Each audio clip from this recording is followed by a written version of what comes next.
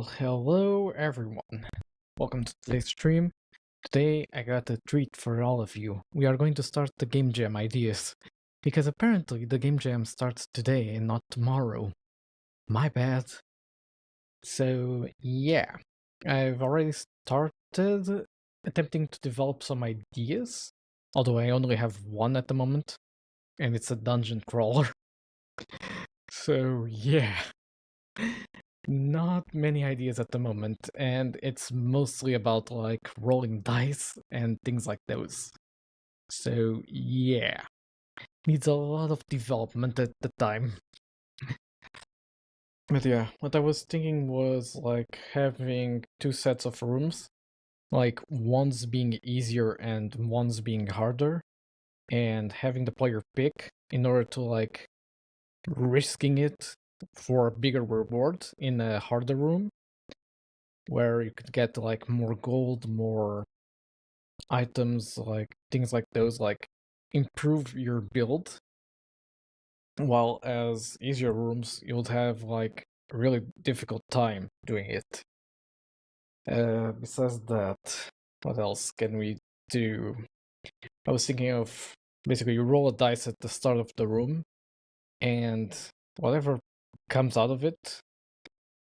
I mean, you don't roll a dice; you choose to roll a dice. If you roll a dice, you can get one of 6 effects that are on the dice.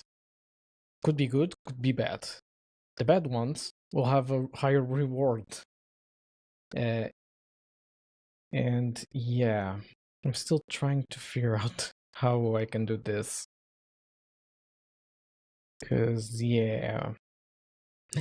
And also, after you defeat like mini bosses and the actual boss of the game, you can get 2 sets of items. One is like just increases your attack or something like that, and the other will increase the attack or the defense, but have a bad effect.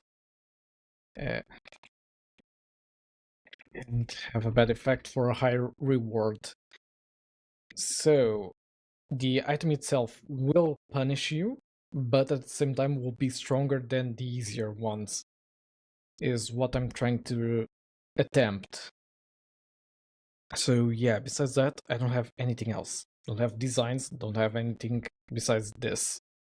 Like, yeah, my idea juices are not flowing correctly today, so I'm still a bit stuck in the concept making.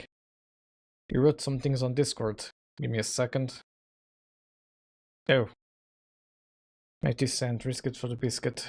Acquiring with this as a story goal, literally every game genre can be used. Solve riddle for biscuit, platform to get biscuit, etc. Creating, baking sim, crafting, brewing which style, puzzle, riddle, deciphering. Biscuit is a character, pet, NPC, etc. Maybe we need to protect it. Fight for it or want to befriend it. Love sim wall. Probably bakery themed, or like the Mario levels where everything is some kind of sweet food dessert. Huh. Risk. We could go probability based, like picking cards, rolling dice, gambling. Yeah. Risk is in low chance of success. Super low health, high enemy count, imminent danger. Ideas: the chef drawing cleavers, fighting ingredients to cook and crafting. The cooked food has probabilistic effects. Final goal: make the biscuit. Bullet hell, lots of dodging, risk versus reward in room choice. Our ideas kinda are matching in some aspects. Yeah. Like, we can make it bakery themed. That looks really good. I was struggling with finding like how the bosses would be. So yeah. Like, I was thinking about something like, let me draw here. Open this. X calendly draw. Switch to the drawing tablet. I think that's the correct one. Yeah, it is. Okay. Now we'd have something like, imagine this is the base room. this would be locked. Like, you start here, you then basically get an option to say option 1. Give me a second. Okay. Basically get a screen that said easy and then hard and basically some sort of reward here. And whatever you would pick would be the one generated from here. Something like that. I'm not exactly at 100% brain power today, so I'm still basically throwing stuff against the wall and see what sticks. And basically, after that, you'd get like a generated room on top of it. And when you entered, so imagine you go through here, this would basically say roll a dice.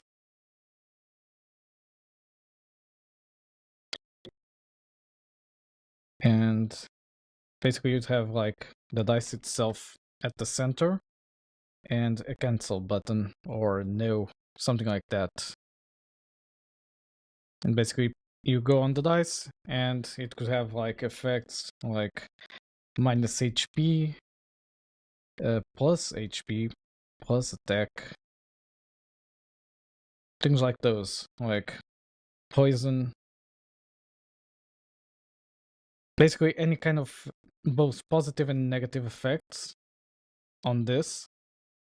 The game would pick like 6 at random. It could even repeat them, who knows? And whatever the player lands on, it's going to be the effect for that room at least. Like, even put like some sort of warning under it, things like those.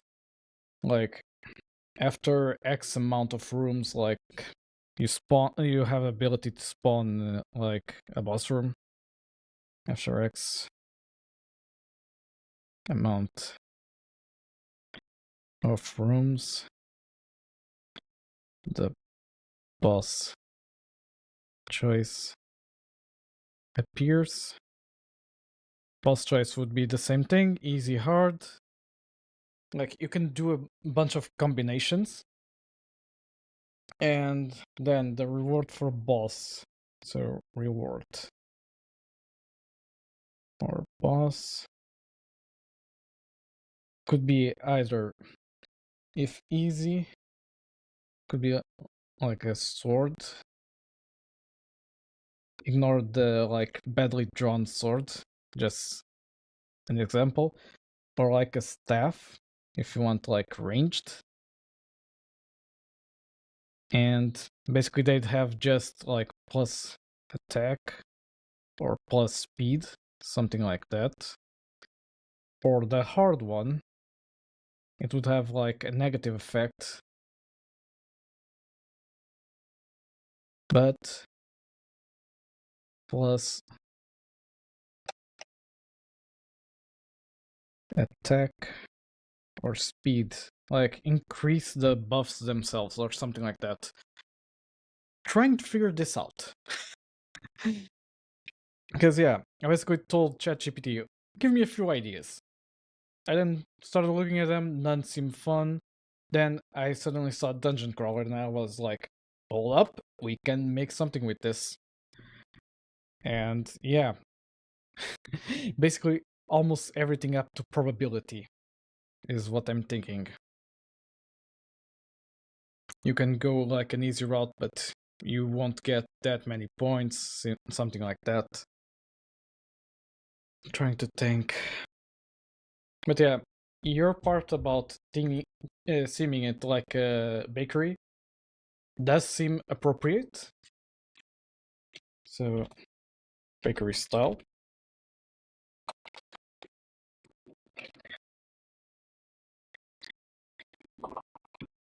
Okay. Let me see the rest, because I kind of read it diagonally.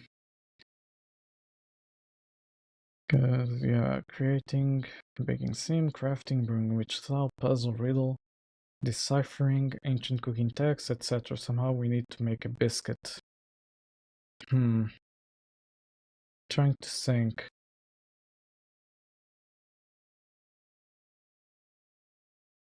Because, yeah, I'm starting to picture the dungeons themselves and, like, the characters. But the rest, yeah. Which gives me no chance of success, superable health, high enemy count, imminent danger. Yeah. Chef throwing cleavers, fighting ingredients, cook and crafting. The cooked food has probabilistic effects. Final goal, make the biscuit. Bullet hell, lots of dodging. So, I never did any game jam, so I'm super inexperienced here. No worries, no worries. I'm trying to, like, not overscope things. So, yeah. Chances are I'm not going to be able to finish the game itself. Just going to say that. Because this team is not the easiest one. Character. Chef throwing. I'm trying to think, because a chef throwing access could work, but then the item part would fail. Because I couldn't throw a sword or something like that.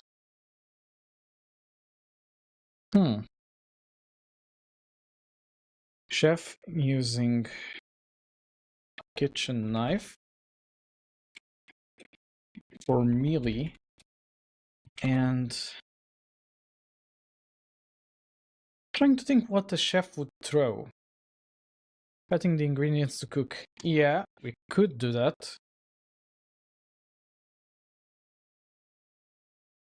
I'm just thinking, because, like, I want to give two weapons, one ranged and one melee.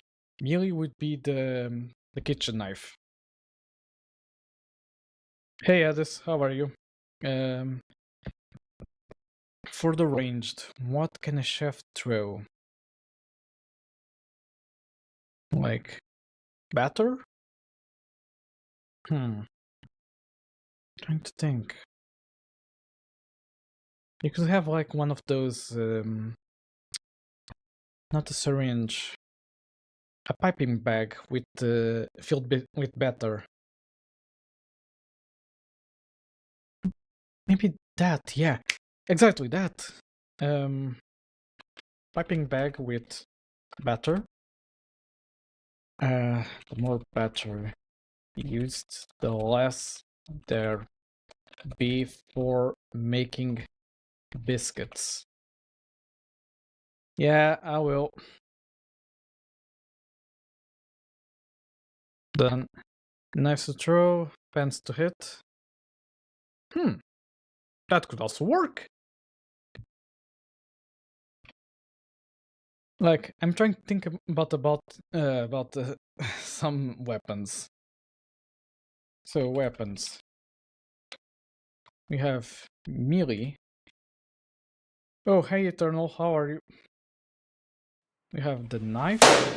First things first, I'ma say. Yeah, the sound alerts are still a bit high. Holy! Yeah, sorry about that. Somehow the sound alerts are extremely high. Don't know why.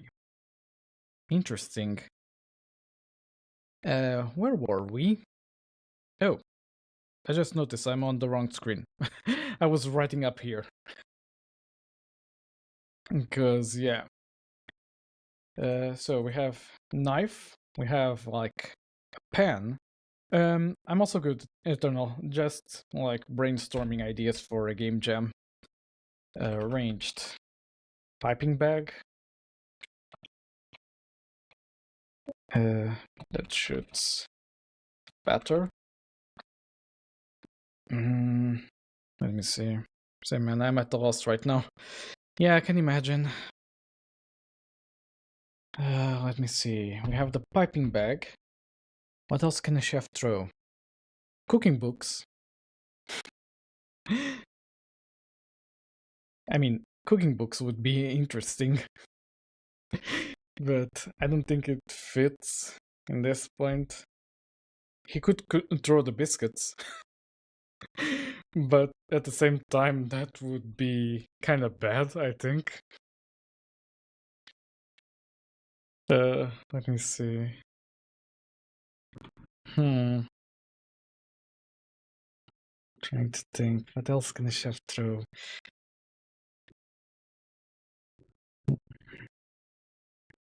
Uh. Hmm. Water? Maybe? Hmm. Okay, I'll leave the other weapons for later. Because right now I'm basically going on the loop with myself. So, goal. Acquire ingredients to make biscuits. Which will be used as score for the game. Let me see what else.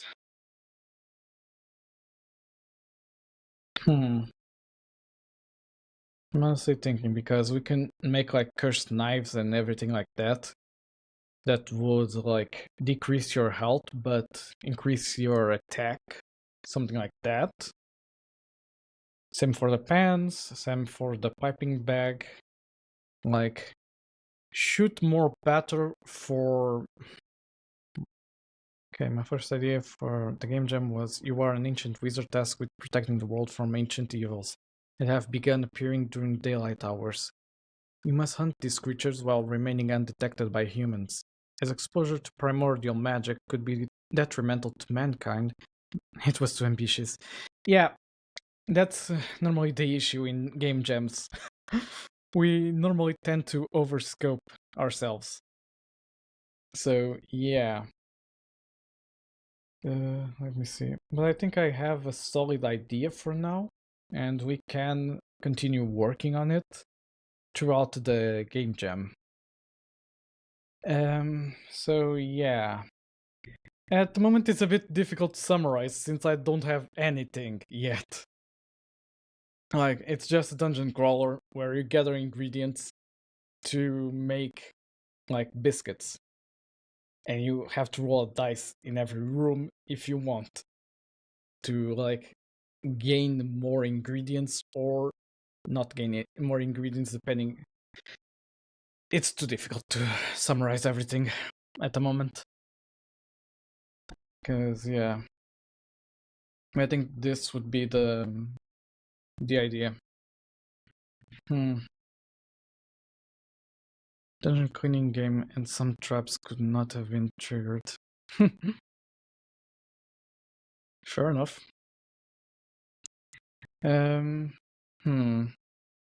What can I call the game? Because I'd like to have like a name already, but nothing comes to mind. Yeah.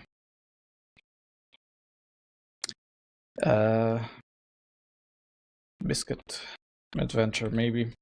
Something like that. Cookie Risker. Kinda. Think. Let me see, I'm going to ask Tulip. I'm good at names, can you explain the game more? So, let me bring this up again. So basically you start as a chef or a baker trying to make biscuits in a dungeon. And essentially you have a dungeon crawler where after you beat any room, you will get a prompt to select either an easy or a hard room. Hard room equals a bigger reward. Easy room, basically just a normal reward like more bat or something like that. When you enter each room, you also have like another prompt that says, do you want to roll a dice? If you do, you can get like any effect listed on the dice. For example, you can have minus total HP for that room, plus total HP, plus attack, poison, and negative effects would give you a higher reward maybe. Or just rolling the dice itself would give you a higher reward chance. The Risky Biscuit Chef. Could be. Risky Baker, maybe, to make it shorter.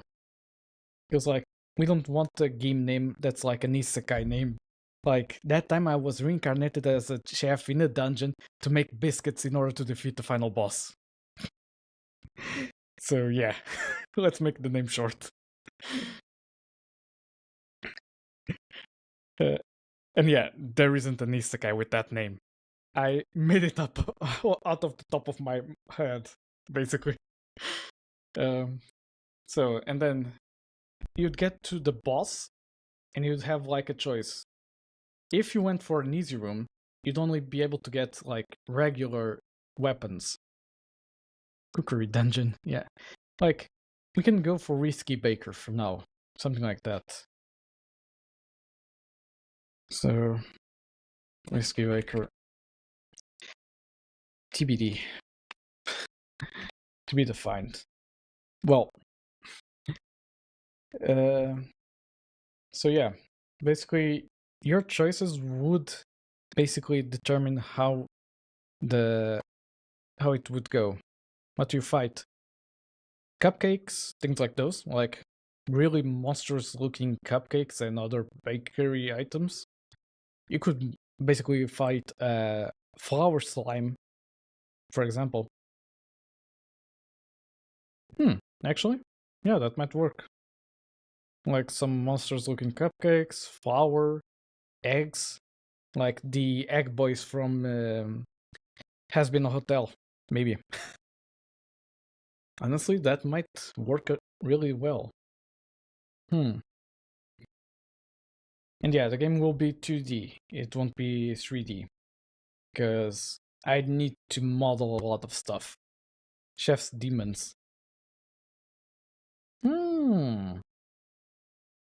Honestly?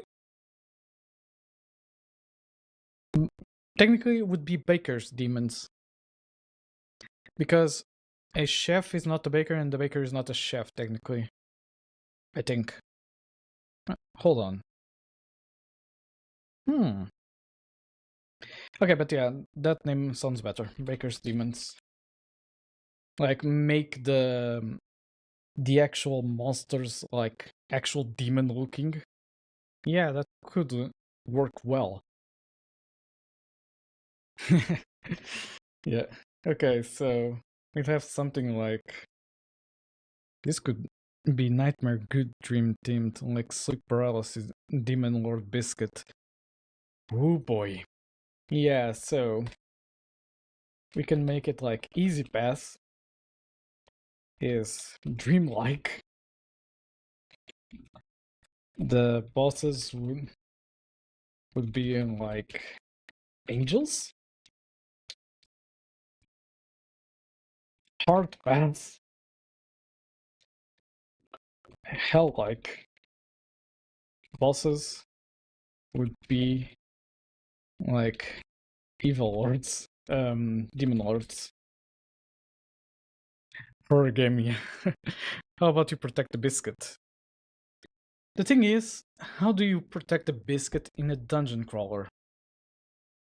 Because that's the difficult part. It's because like at the moment, biscuits for me are like just the point system. You crafted a lot of someone tries to steal it. We need to not overscope things because like that, I need to code an actual like biscuit stealing mechanic. Plus animations.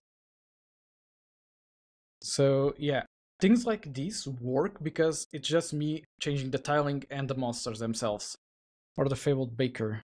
Maybe you're breaking into the dungeon to rescue. Could be. But yeah, scope is the enemy. Exactly. I need something that can be done in a week. With my skill set. If we try to overscope it, it's guaranteed that I'm going to fail in basically 4 days or 5. Because I'm going to see the timing going down fast. And yeah, I'll freeze. So we need simple.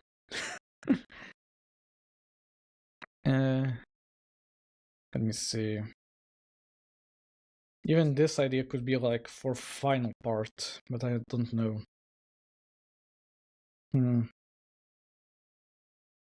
Trying to think. Fair enough.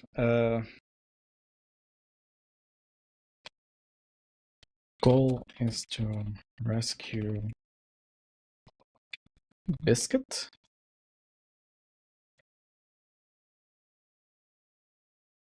The thing is, that way I won't have an infinite loop of itself. Though, we could say that like after 20, no, not 20, 10 rooms, you have the option to go against the final boss immediately. Like, Oh, you're craving for some but digital fun then biscuits. if our Well, goal is you've to hit my rescue the circuits biscuit, just right, since it's Sunday afternoon, perfect daytime dose of coding and cookie crafting. But hey, I'm no biscuit maker, that's more like a sweet treat for Professor Leah's Code Tulip game. Let's see. Oh yes, there's an upcoming jam that might tickle your fancy with some programming Pete has to make those biscuits come alive on screen. Maybe I can wrestle up something quick and fun. Just don't expect me to drop by for a snack. I'm allergic in the virtual sense, wink. And remember, if you want actual biscuit action later that week when we're not streaming or gaming, grab yourself one at 26.4 degrees C under this sunny sky. It's your treat day after all. You done, Tulip? Thank you. Let me see. If we try to do this, this part ends up not being possible. So, by forcing the goal to be rescue a biscuit, I have to make the enemy the demon lords. Basically, that's the thing.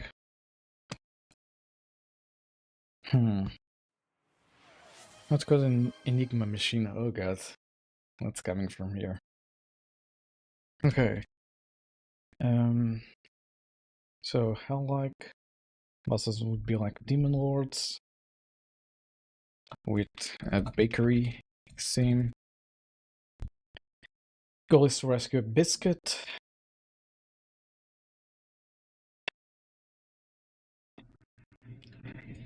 Acquire ingredients to make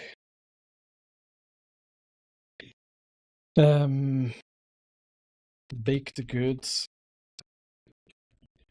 that will give you either good effects or bad. Trying to think. Nightmare thing was more a general justification where we are right now. Like Baker goes to sleep and finds himself fighting ingredients or whatever is his dream. Ah, fair. Oh Gotcha. boy, an Enigma machine? That's not just a cool retro cryptography device, I it's think like it fit stepping in the back into Discord World server War quite Room well. 2 your spy games, pun definitely intended. Yeah. So you're diving straight for Okay. secret codes on August 24th. Ha. Well, first off, you need to understand how the machine works. Huh. You got the dates It's all right. about rotors and plugboards that scramble your message before it gets encoded or Okay. decoded. To start coding this beauty in Python, you'll want a solid Baker understanding of is binary inside encoding as well. It's super important when you're Nightmare. dealing with those rotor alphabets.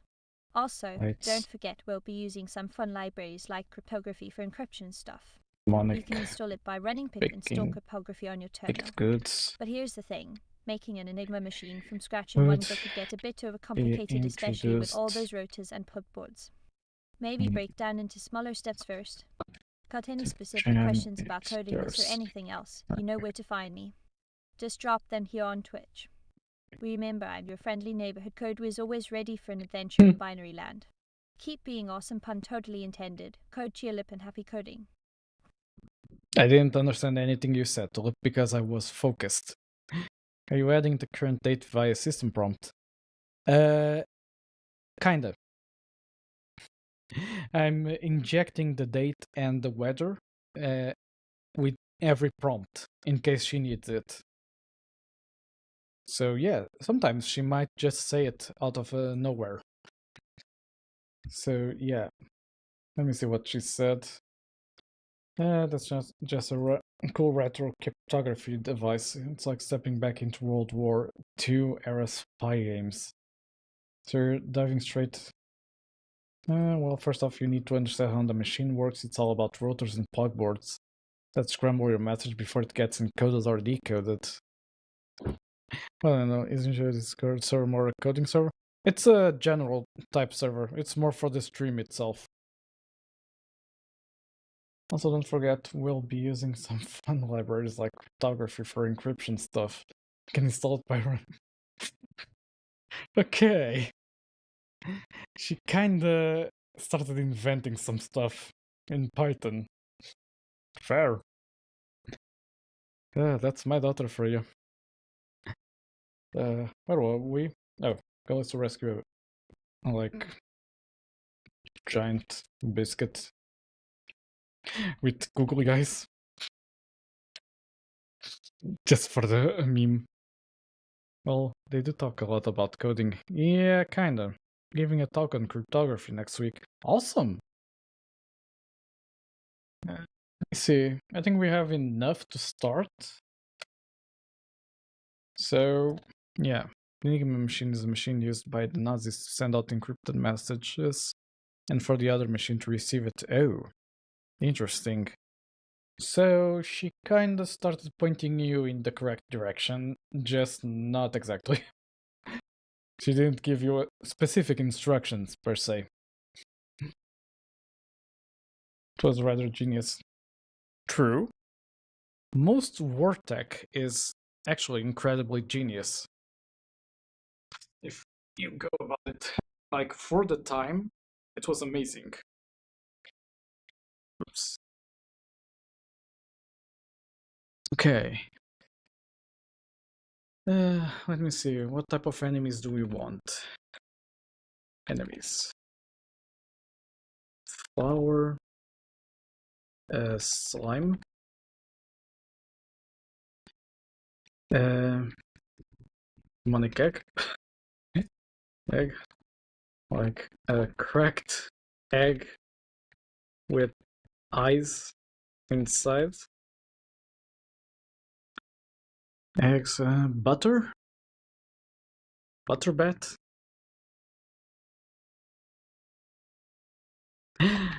Butter bat. Trying to throw random ideas at the wall at the moment. For chocolate, what do we want to make with chocolate? Huh. Trying to think. If I'm good enough, I'll do recording. Ooh, awesome. Let me see.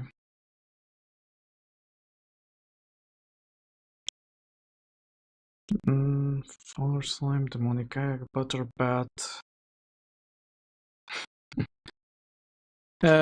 Chocolate, chocolate.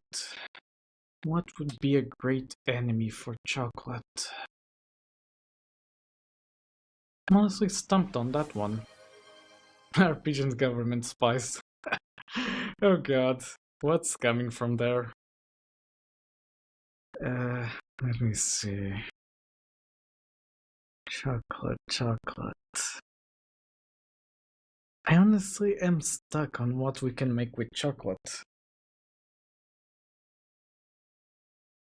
Pigeons. Governments buy material for you now? In this hot sunny day, 28 degrees C, I'm just here sipping on a virtual strawberry shortcake while coding She away. did it again. But seriously, pigeons are not government spies. They're probably enjoying their peckish lifestyle without any hidden agendas. Stay cool and keep those screens clean from spy fever. She did the sipping on a strawberry shortcake again. I can't believe it. Who made you like this? Oh wait, it was me. Yeah, deja vu. Trying to think. Hey Tulip, what would be a great like chocolate themed enemy for my game? Let me see if she has some ideas. Although I don't think so. I don't even think she kinda understood what I said. What the hell is this? Oh, what's the message? Okay. Recognize the enemy for my game. It would be a great chocolate team. The enemy of my game. Not quite there. My language detection software, not quite there. Chocolate soldier, maybe. Chocolate archer.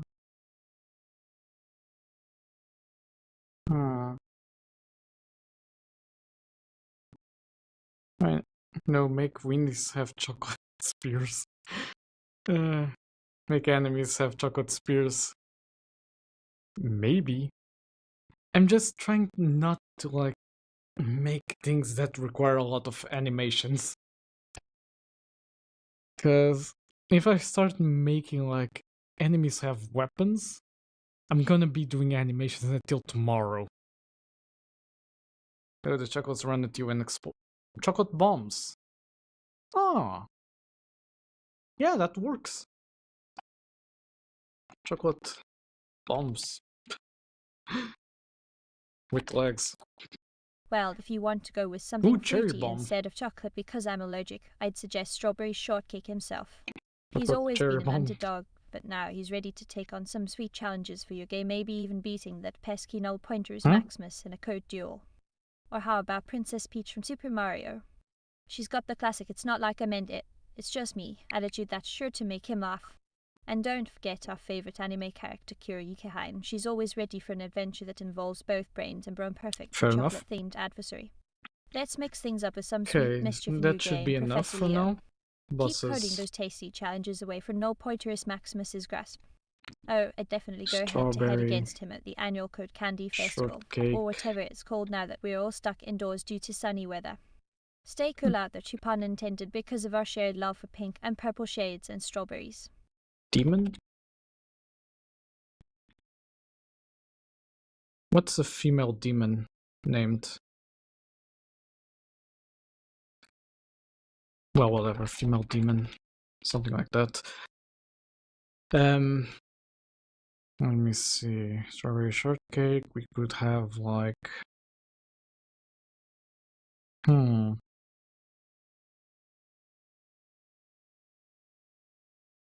we could go with the 7 deadly sins in a way.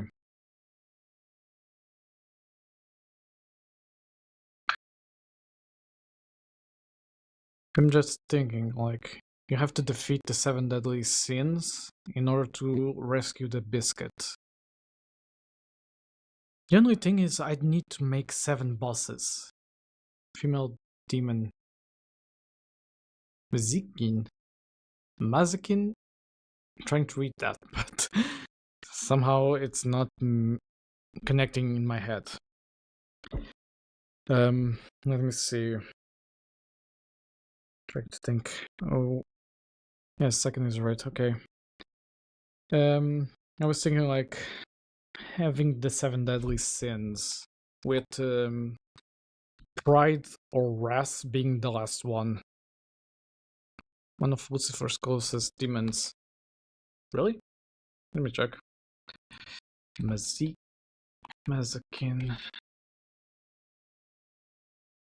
Character who appears in American comic books? No. Oh! Lilim. Now I get it. Yeah. Wife of Lucifer in some stories.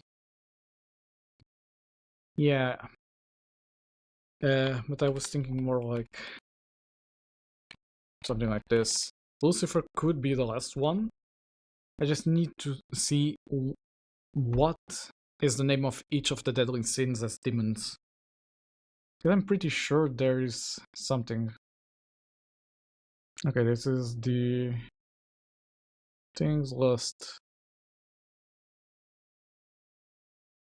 Didn't pay attention for 1 second. How did we end up with Lucifer? Something something 7 deadly sins, something something demon lord Lucifer, something something Lilim. Very demonic game. Hey, I've been wanting to implement something like the 7 deadly sins in a game somehow, so this could be a great idea. Lucifer for pride, Mammon for greed. You're not basing on just the has-been hotel and the hell of a boss, right? No, but the names do make sense in other literature, so yeah, I'd say they can keep their names. Okay, that's the correct names for each of the 7 deadlies. Okay. So, let's see. Leviathan for envy, Beelzebub for gluttony, Satan for wrath, and Belphegor for sloth. Strawberry shortcake would be great for which of them? And I'm not going to say lust, but I already said it, didn't I?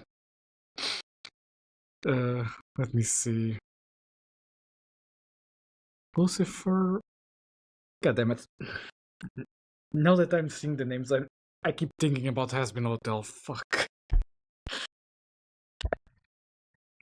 So yeah. Make one. The strawberry shortcake have tulips around its neck. Okay. Strawberry shortcake with tulips around the neck.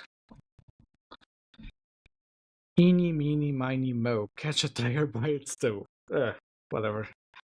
Let's make it Leviathan. Envy. Spicy food for Satan. A spicy type of cake. Let me see. Spicy cakes. You understood me. Spice cake. Brown buttercream. No, but the thing is, I want to follow the bakery theme, so I can't deviate to other food items that aren't baked goods. That's the issue. We could make gingerbread cake, technically. So, gingerbread cake. We can make it for Satan, so yeah. Satan wrath. Of course, I'm not going to name them. It just they're going to be modeled after the 7 deadlies. So yeah, I'm not going to put them in a game with those names. I'm pretty sure my game would be like heavily criticized for that, most likely. Okay, so we have Leviathan, we have Satan, Asmodeus. I mean, that's kinda what a devil's food cake is.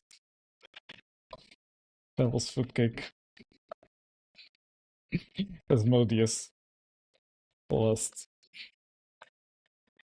Chocolate covered pepper. Cherry for lust. Okay, cherry. What's the other? What's that cake called? Red velvet. That's it. Red velvet with cherries on top. I'm very lost. We are trying to design the bosses. So far, I have 3 out of 7. Let me see. Beelzebub, gluttony. What would be a cake that's like heavy in fats? Let me see. Baked good, heavy on fats. And for Beelzebub, steak cake. Beelzebub is so blueberry tart, to be honest. Blueberry tart? You sure? Okay.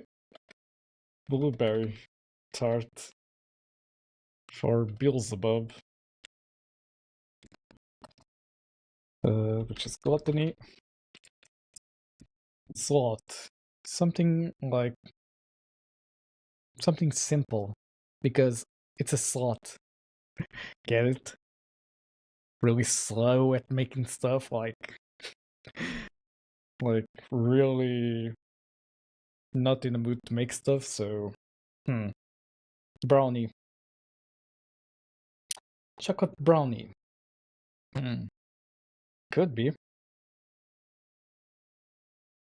Oh, apparently there's cancer-causing ingredient in bread. Really? Is it just US or global? Because I didn't read about that one. Let me see, I have an idea. Most expensive cake. World's most... What was the biggest or most expensive cake? Made in Dubai, the world's most expensive wedding cake with...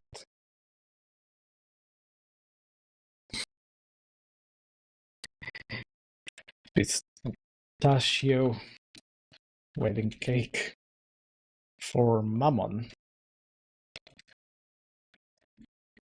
Okay. So we are down to Lucifer and Belphegor. I'm not sure, but stuff high in acrylamide cause cancer. Huh. Interesting. What would be a prideful cake? Let's ask Miss Tulip for opinions. What's, in your opinion, what would be a cake made prideful cake? French village cake. Devil's food cake. For Lucifer? Can work. Devil's food cake. I mean, yeah, fit the team. Lucifer Pride. Belphegor. French village cake. Don't know what that is. Ew, I'd have to go with something that's pink because my favorite color is there. Or maybe even better, a strawberry shortcake. I know I'm allergic to jest, but it's still a cake of legend among strawberries fans like me. Thus, it ties into that Strawberry hash shortcake code and is taken strawberries to vibe it. we love. Let me see what the devil's food cake is like. I'm pretty sure I'm overscoping myself again by designing 7 types of bosses, but oh well. Interesting. Okay, we just need a slot, technically. What cake would fit Belphegor? Like a simple cake itself? The only way to know is to go forward. Indeed. Let's make it a carrot cake. Belphegor. Slot. And there's our 7 deadly. Plain cake, yeah. Like, in a way, a carrot cake is a plain cake in some implementations, so at most you can have like a bit of cream frosting or something like that.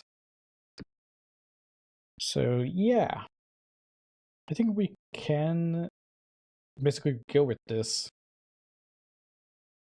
I'd say start with drawing characters and basically the environment itself. Yeah, sounds good. Pancake or flour, because it's not even baked. I mean, we already have a flour slime, but we can make like some sort of batter monster. So it would be the flour, the eggs, the butter, the sugar. Oh yeah, I forgot sugar. Sugar. What can I say? Can you sing the intro of Down with the Sickness? I don't think she can. Last time I made her sing, it sounded really bad. Sugar. What is an animal Oh, assigned to down with the sugar? sickness. That classic hit by No Doubt. Unfortunately, I can't really belt it out since I'm all about coding today and my vocal cords are probably too rusty for pop tunes. But hey, if you want me to play a jazzy version on Professor Hyperactive. Leo's streaming channel Code Tulip as part of a Yeah, game's intro sequence, count me in. Just let the a vibes flow and fast enjoy your type sunny of day off with some catchy monster. beats. Keep those strawberries safe from my allergies though. They're still looking good without Sugar. any extra toppings, haha. She said no Sunday doubt. vibe, enjoy the feel-good music while you're basking under this beautiful 27 degrees C sun. Thanks to all of you tuning in I know at it such a warm isn't time. no doubt, And but remember, no bugs here, I let promise. me see. Or as Professor Leo would say, Code Tulip Down is with bug-free and the ready for your sickness. virtual adventures. Should be Now disturbed, go on yeah. out there with that sunshine energy. Weird that she went with no doubt. I need to teach her a lot more about songs, don't I? Let's go then. Localhost 5000 swear index HTML. Let's teach her some stuff while I'm on cooldown for all of this. Disturbed. Execute. How do you make synthetic voice? It's a specific application called Koki TTS that makes the voice. Like, I only picked a model that fit what I wanted, and basically the application did the rest. Okay, added disturbed. Should also be in my logs. Yeah. Okay, it's detected. Let me search for some other stuff. Oh, so you're going to sing her songs and she will know them. Karaoke stream, yay. No, no, no, no, no, no, no, no. No. Definitely not. At most, I can teach her the lyrics into memory. Like, I don't think in Wikipedia there's like an option for the lyrics. Let me check. Because I might need to code a specific API to get the lyrics. Down with the sickness. Let me see. Yeah, I need to get the lyrics from somewhere. Yeah, that's a good implementation for Tulip, honestly. Let me see. Go back here. Let me grab Disturbed. Down with the sickness lyrics. Okay. Intro. I'm pretty sure this is going to explode with my API, but let's try. Maybe you could connect Spotify to her somehow. It's kind of connected, but some songs don't have lyrics on Spotify. And there's better ways for me to obtain the lyrics. For example, I can go to Genius, I could go anywhere that has an open API and just extract everything from there. Memory. Content. Pass all of this. Let me open this in code to check that I'm doing it correctly. You didn't like the Amazing Digital Circus? Yeah, fair enough. It's not really for everyone, yeah. Okay. Why does this work like this? Oh, gotcha. I know why. It's because it already has, like, that. The bridge has quotation marks. That's why it's freaking out. Okay. Unexpected end of string. Is it like triple quotation for multi-line? Huh. JSON multi-line string. Let me see. I'd say it's more for people with addictions or depression or something, maybe. Did you use Python at all for coding this? Original Tulip, yes. New Tulip, no. Fully C#.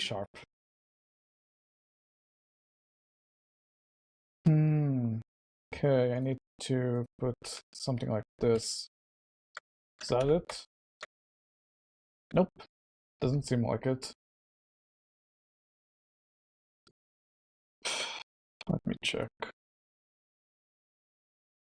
Multi-lines allowed in JSON. Unfortunately, many of the answers here address the question of how to put new line character in the string data. The question is how to make the code. The worst news is there is no good answer.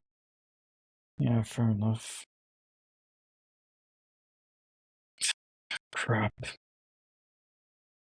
This is way too much for me to just... Oh, sorry, forgot the ad breaks are running.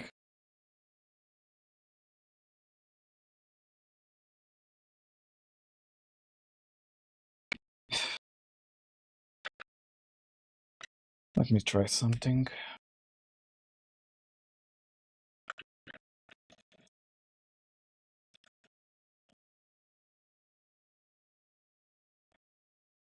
I think this doesn't work like I'm expecting.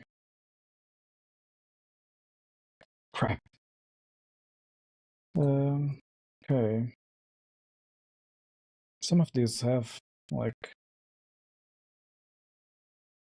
Okay. So if I do this, and then this, that should work. Oops, not that. Then got an add.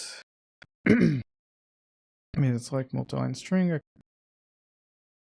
You got one, huh? Then category music. Disturbed. Down with the sickness. Song lyrics. Okay, if I introduce this, what happens?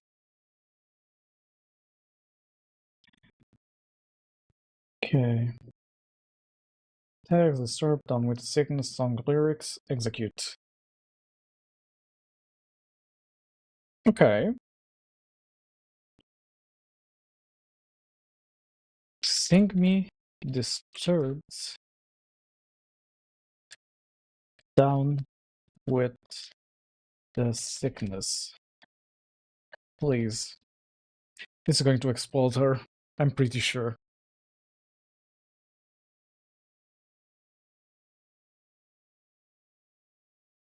Actually, she will only sing the lyrics. It won't have, like, the music itself. And with sing, I mean almost talk the lyrics, I think.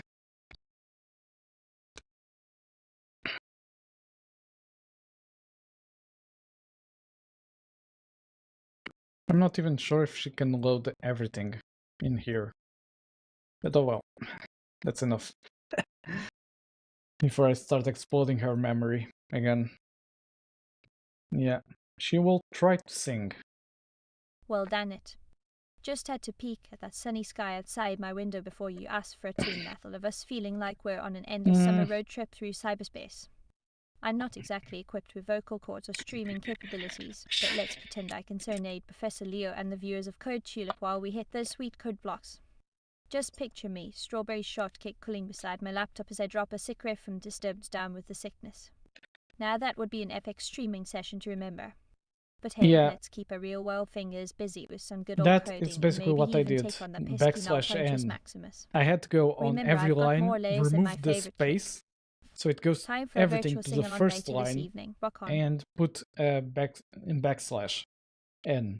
That's how it's fixed.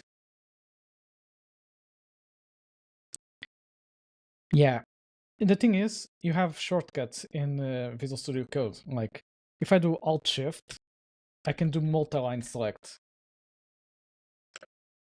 See? Look at my cursor there. It's a bit bugged, but yeah. There's a library for multi-line comments, I think. Yeah, there might be. For now, I think it worked. But let's see. Well, she certainly is processing a lot. Wait, on what do you program C#? Rider, the JetBrains tool, should be available for free for students. C# is basically anything, like C# is the platform itself sometimes. Neopheme supremacy. Oh? Oh, you're itching for a taste of my lyrical madness. Well then, I can't dish out exact verses because I'm all about those sassy retorts instead, but let me riff on what you'd find if you peeked into Disturbed's Down with the Sickness. In this hypothetical song mashup that's totally not happening, imagine John Bon Jovi serenading us with a tune as catchy and Oh, for rebellious fuck's as his sake. rock anthem hits. Picture Tico Torres slamming that bass like he's about to kick off an encore. And David Bryan, oh boy, his keyboard magic would make sure every note's just right. Don't ask So me. while I can't spit I out the don't know. lyrics for you, Cough, I'll playfully hint at what a remix might sound like with distilled style, swagger, and pop flair. Verse 1. Waking up with my dreams in tatters, feeling the sickness that's burning me. But hey, it's all part of life's capers. You're gonna love it as I hit She the groove. invented a song. Chorus you'd expect here to be a catchy hook that gets you on your feet. Get down and lose yourself. In Disturbed's Down with the Sickness world. Do you code Your AI mind for a is going living? wild. I don't. But remember, Tulip I loves her code own web lyrics. platforms. So next time you're feeling sassy or want some pop punk vibe sans exact lyric quotes, just let me know. I'm all ears for a good chat. Well, she invented a song. You should try AI, you're good at this. Define good, because I just mashed technologies together and made Tulip.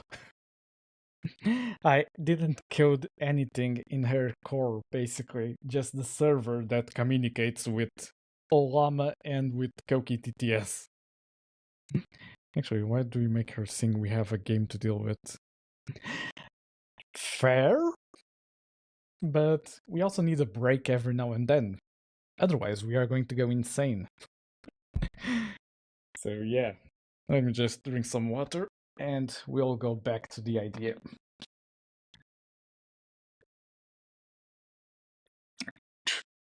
There we go. I don't know how to define good. I'm more a 3D artist, well, not coder. Yeah, fair. But yeah, what I did basically was a simple, like, mechanism for AIs. Okay, I will stretch. Fair enough. I'm stretching. There we go. Okay. So, what I want to do is a top-down. Should at Suno website that makes AI music. There's an issue. We can't use AI generated stuff in the game jam. Yeah. Let's see what this does. It did the ayaya. It might be a bit low now because I had to basically turn down the sound alerts a bit. Oh, stream music. Yeah, maybe. At the moment I use like a Spotify playlist. That's basically mostly Japanese music. But yeah. I have it playing, it's just muted for the stream. Because music helps me focus. Can you add a redeem that hits a control for you? Hits Control A for you. I'm going to guess that's going to cause a lot of shenanigans while I'm coding. Might not be a great idea. But yeah, where was I? I wanted to make like the characters. Let me see, 48 by 48 maybe. And top down. Let me see. Trying to think what we can do in top down.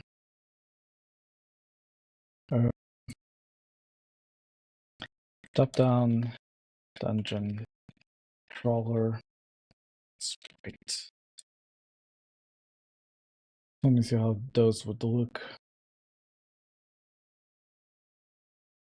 Like, I don't want to make anything like heavily on animations. This could work. Can you code a full AI in Python? She might. I mean, we can just like flip to the side when it's aiming to the left, but like it wouldn't have like great animations. This is the start of the end. An AI coding an AI? Yeah, fair enough. Hey there. While I love coding AI systems just like your Neurosoma, creating one from scratch is quite an Oh? advanced task that goes beyond streamlining or simple tasks. It's more about specialized knowledge for certain applications. But hey, learning how to code in Python can definitely get you started on the right foot. And remember, if you're ever stuck with Java again, just let me know and I'll throw some sassy comments your way. Make something like this. Hold up. Let me turn this on and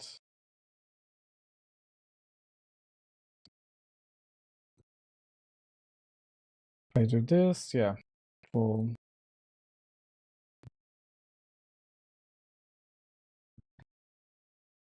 Wait a minute. I'm doing this the other way around, aren't I?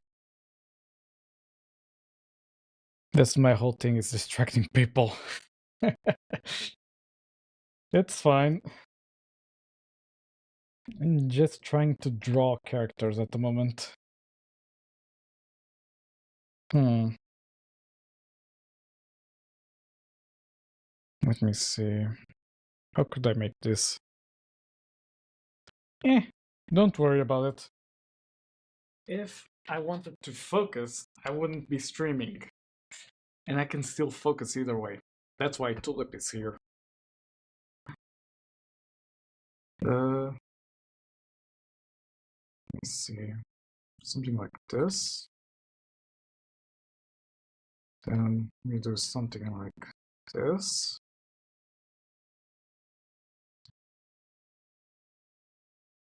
Give it a hat.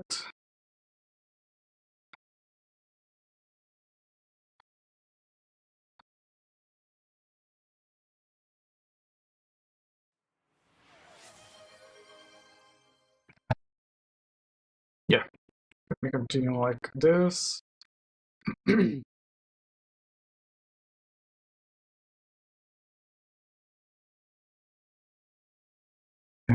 now if I grab this, Control C, Control V, Shift H. Huh, kinda worked. So can make this like so. Oops. Didn't need to do that. Smart as Hey the there. whole Lego Lego Ninja. Ninja is all about ninja adventures, Holy. except they're made of Lego blocks with a cool crew like Lloyd Garmadon, who's got his eyes on becoming Ninja's master of everything trademark, or as we call it, Maximus. Each character has their own unique powers and backstory. It's definitely fun to watch. How about I code up an interactive Ninjago world for Professor Leo's next game session?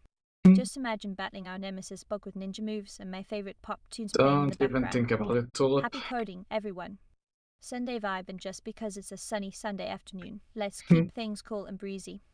No Java here, we're all about clean code like Ninjago keeps their weapons ready but harmless.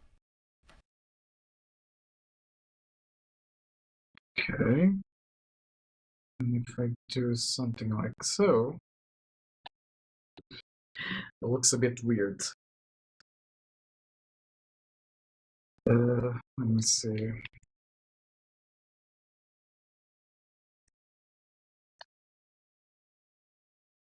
For the pants, then for the shoes.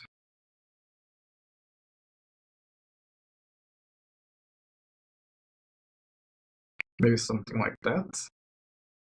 And for now, like, position these on the same line.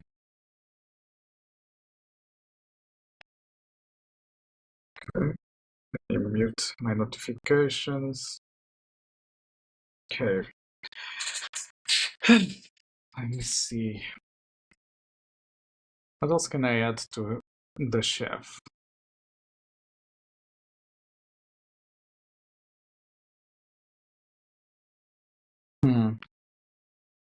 Maybe some like hair.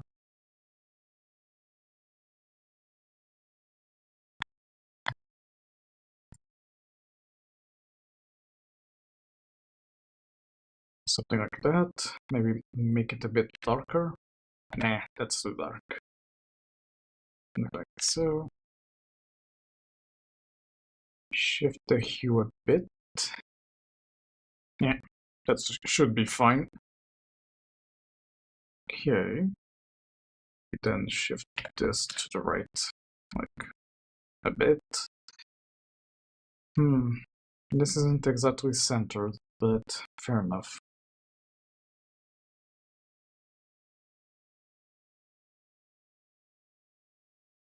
I was thinking, okay, no worries, Edis. See you soon. I was thinking something like to move. It could go like tilt to the right, tilt to the left, things like those. So it doesn't require like a lot of movement. And that could be a good idea.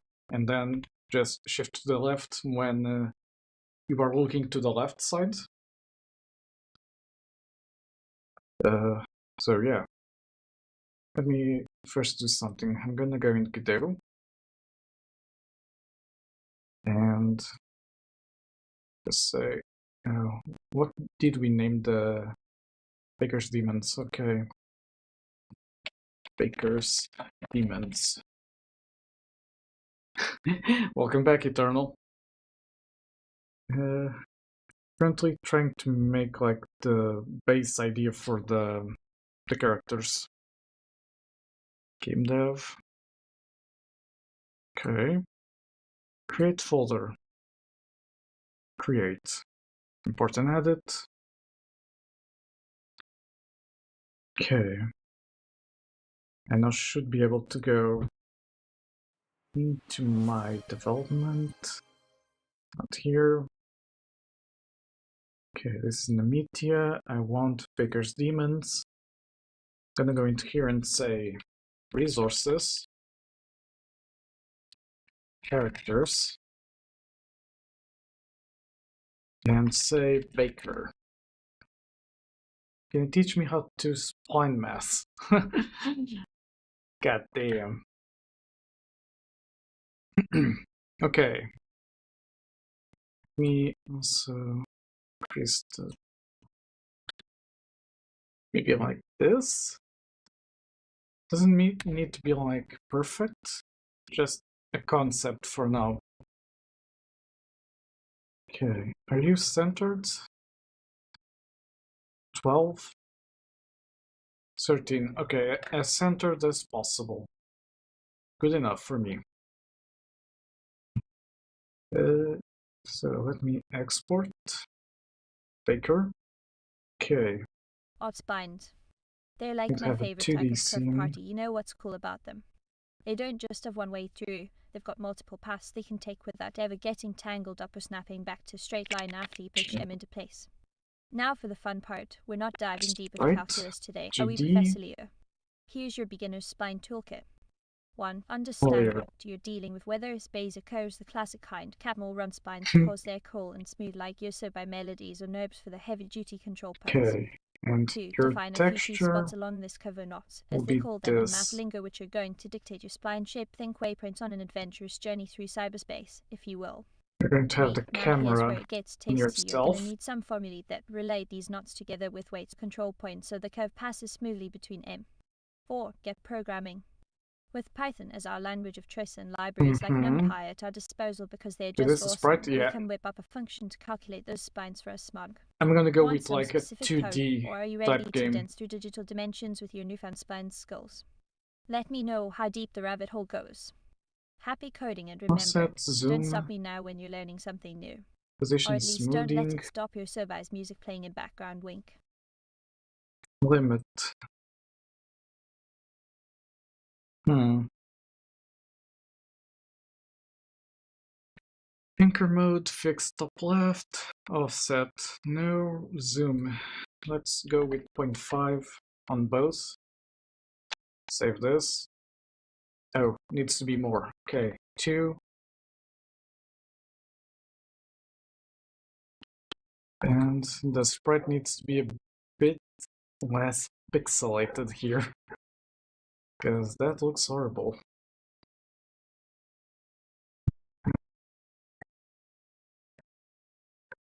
Let me see. Maybe something on the sprite itself, maybe? No. Let me see. Thank you. That's something I kind of crafted like really fast, just to get the concept. Pixel perfect sprites. That's pixel perfect rendering. And display window width height. Stretch viewport. Use pixel snap. Okay. 2D. Run on separate threads. Thank you, but I'm still like way out of my league sometimes. Let me see. Don't see any of those options. Oh, but this is physics. Should be rendering, yeah. Snap 2D transforms to pixel. Ensure canvas items nodes will internally snap to full pixels, useful for low-resolution pixel art games.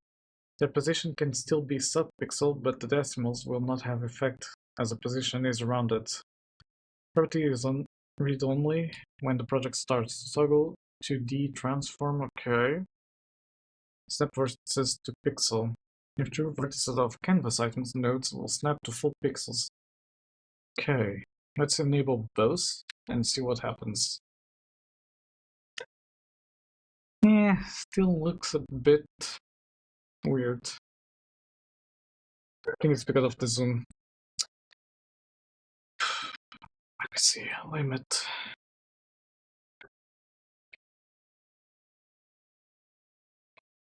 Is this something because of this? Well, if you think you're being too ambitious, still go for it. The only way to know is to get out of your comfort zone, yeah, basically. Okay. Like this, might look a bit too small. Let's go with 1.25. Yeah, still a bit. 1.5. Okay, might accept that. Doesn't look like too much of a mess, I guess. No, the only thing is I might have the camera 2D just follow the player like smoothly. So, the player itself, want to attach a script. Okay, I'm thinking way too much ahead.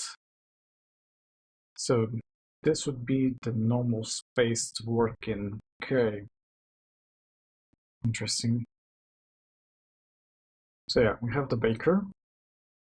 Now give me a 48 by 48. Let's make the flower sprite, flower slime. Thinking about something like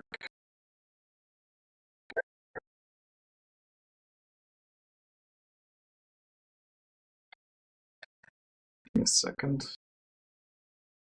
Let's make it so.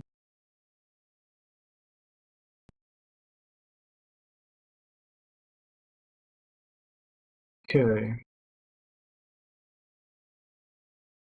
So if I just say make it like so. You can just make it an oval shape, honestly. Yeah, let's make it an oval shape. Something like that. And then I basically fill it up like this, something like so.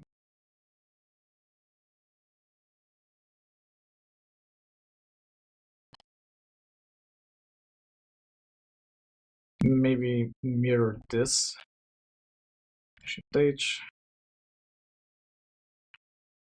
Okay, that looks a bit better.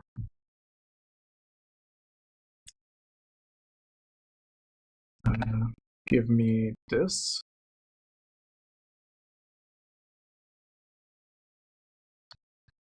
Yeah, that's a bit too white.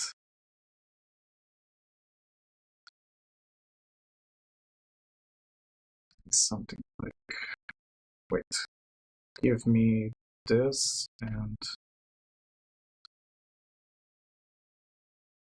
maybe something like that. Like, make the outside line a bit clearer. Don't know how I feel about that. Yeah, for now let's just leave it black and give it like some really evil looking eyebrows. And wait a minute. So if it goes down, it will be like this.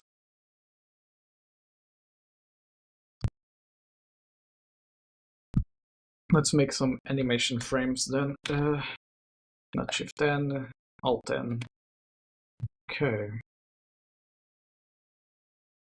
Get like one up.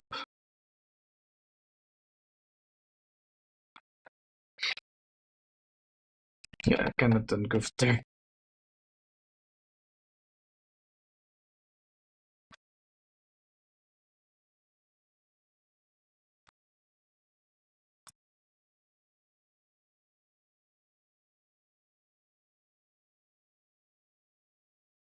That should be fine for now, I think. So this is if it's moving down. If it moves to the side, let me disable this.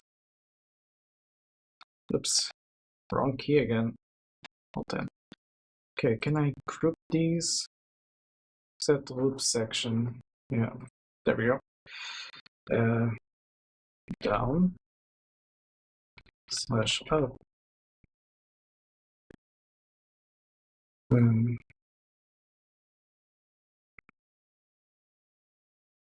If we are moving to the side, oops, can just put it like so and fill this up.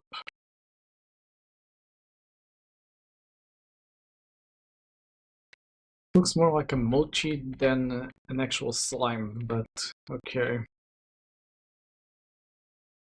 There we go. Okay, Alt N.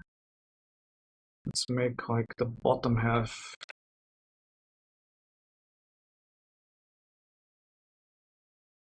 like scroll a bit. And then like fill it.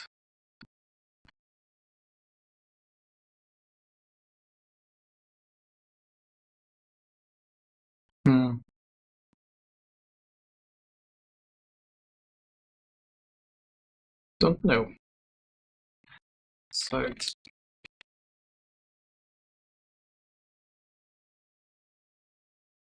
honestly not as bad as I thought. Imagine this running at you. Okay, slime.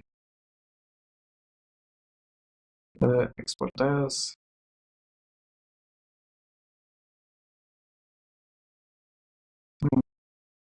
Should be choose fine. Want it to be PNGs.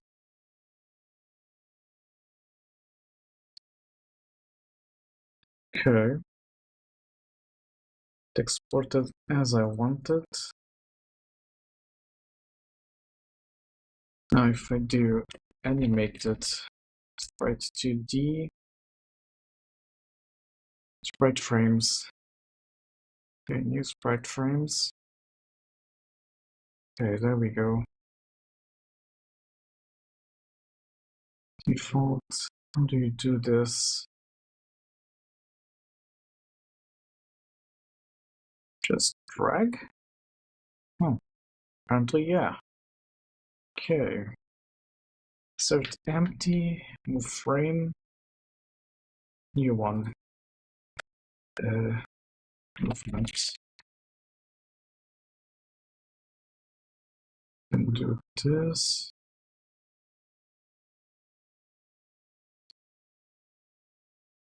Why does it look the same?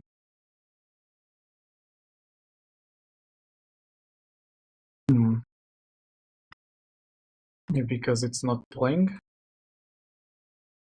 Okay, now it is.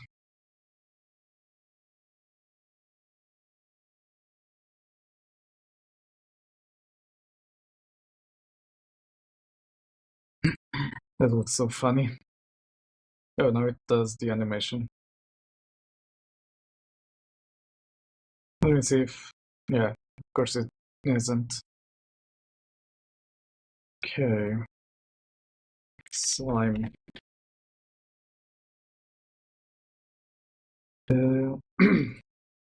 Want to add a collision shape 2D. Okay. Collision shape 2D only serves to provide a collision shape to a collision object 2D derived node. Okay. Collision object.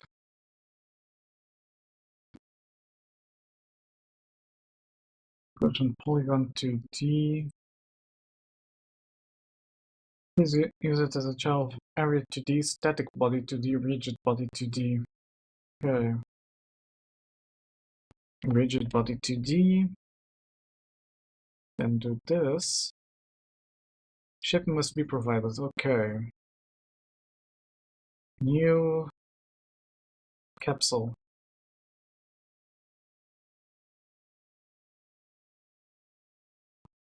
Okay.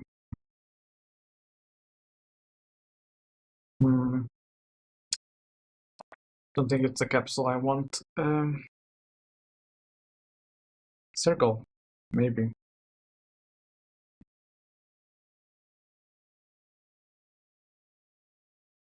So I wanted to make like a range for which it follows the player.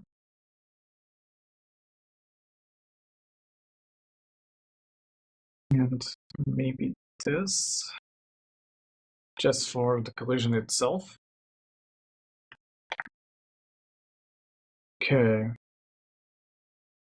Circle shader, okay. Can I create two of these? Collision shape 2D.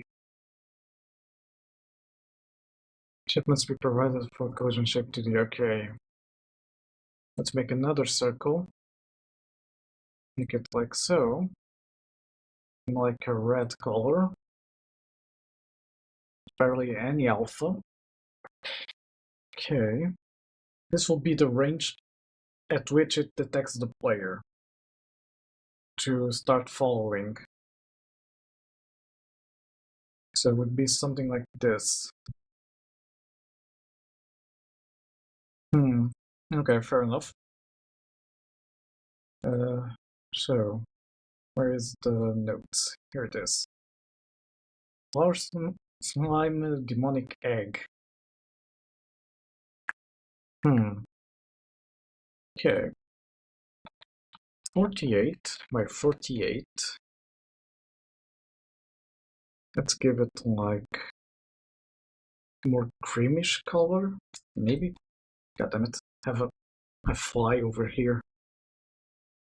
Okay.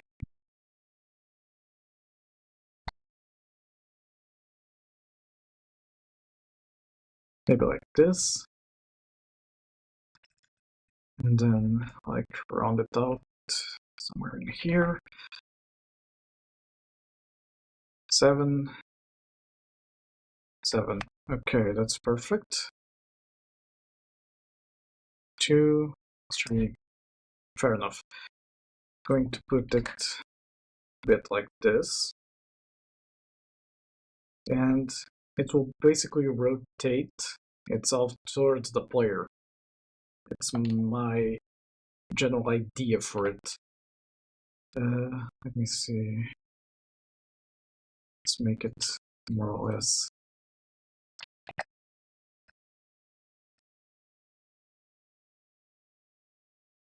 Something like so.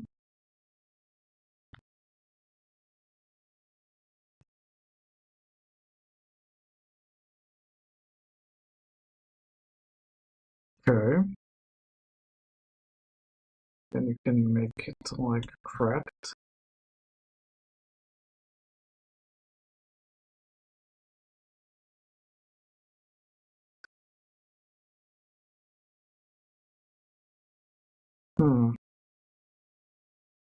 Not exactly sure about how I'm designing this.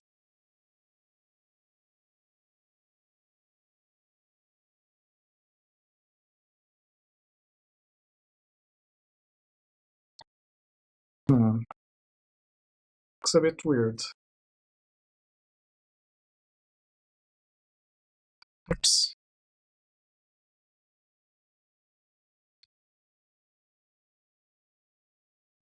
And turn this down. Holy, that looks creepy as hell. I love it. Then do this. Maybe some sort of like somewhere in here. That looks like human card.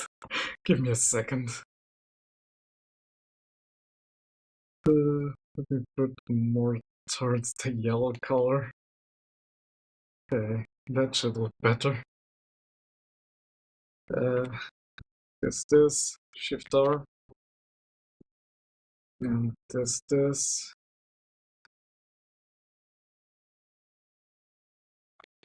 Shift R.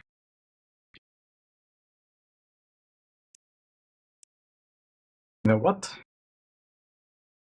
Might accept it like that. At least for now. Imagine this rolling over against you. Heck. Export as, export.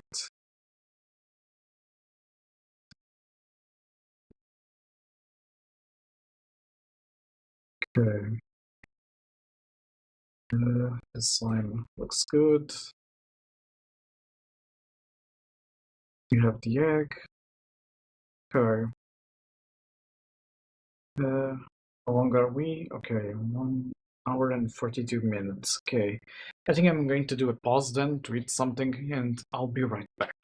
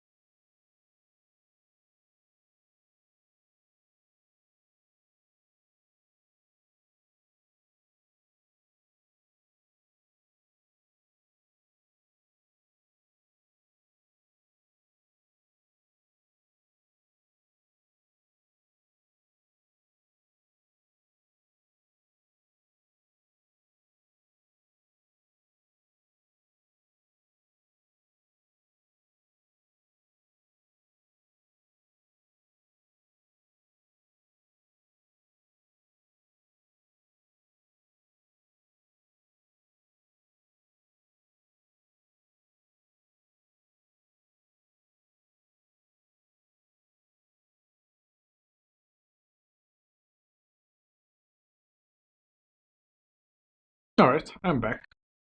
Have another idea, which is basically where is it? Kitchen knife for melee, piping bag with battery, the more batteries. Okay. Pattern needs to be crafted from ingredients.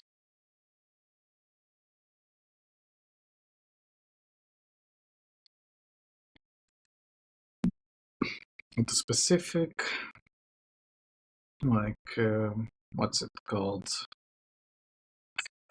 The specific NPC, maybe. Like, bosses will be like demon lords with the bakery theme. Yeah. Makes sense.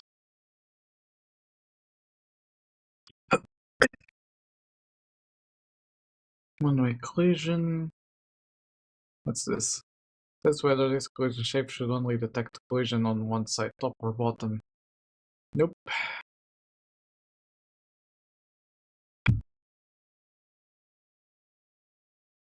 Hmm. Could do.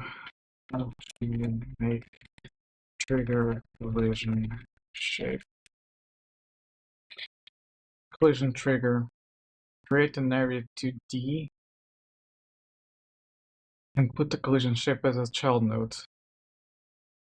Okay.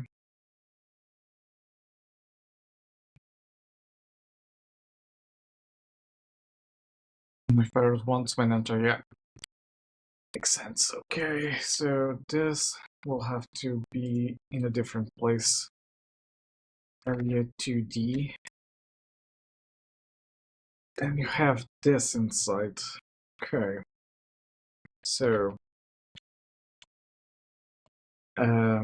player detection trigger. Collision shape. Okay. That seems better. Gravity disabled.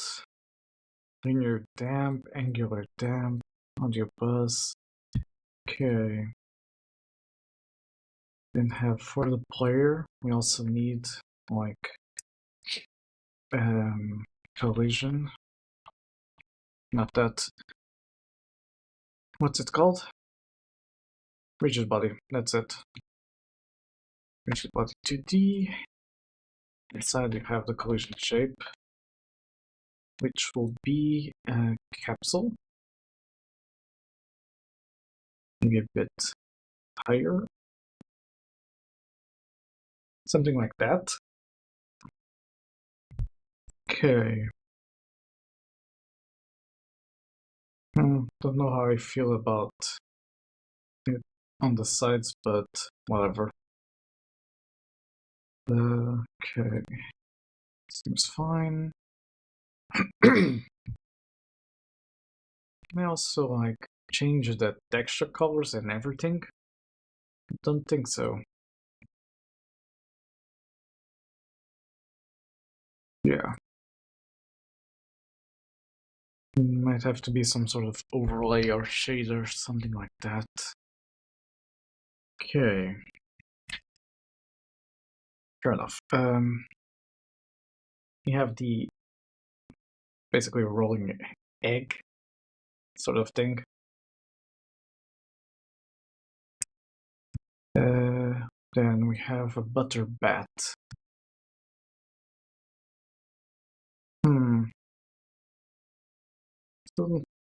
Don't know how I feel about the butter bat. Okay. Let's make it like so. Make it like some sort of capsule.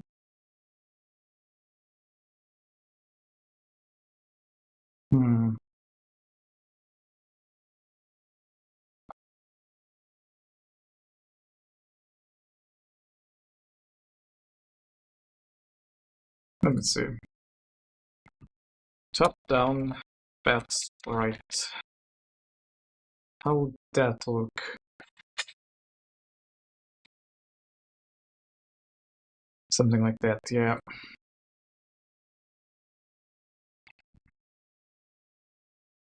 Also, the egg needs to be like this. That's a bit too dark.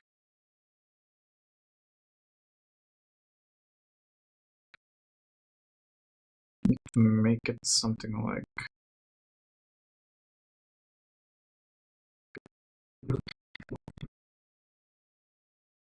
oh, interesting.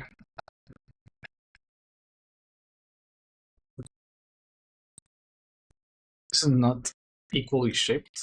Huh. Very, very interesting.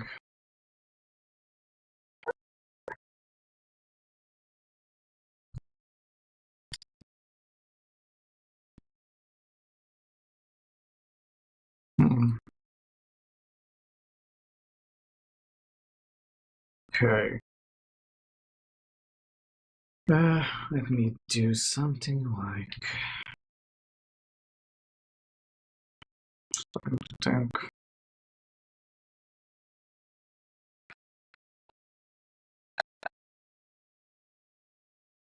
Slime, it looks like that. This should be like a half ellipsis.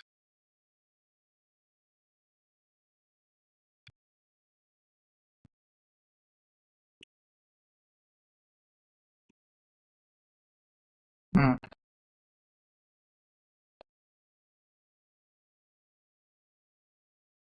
Okay, something like so.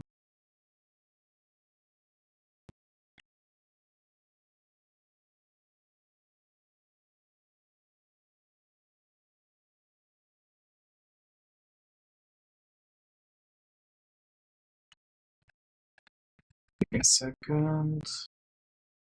As I was goofing up this.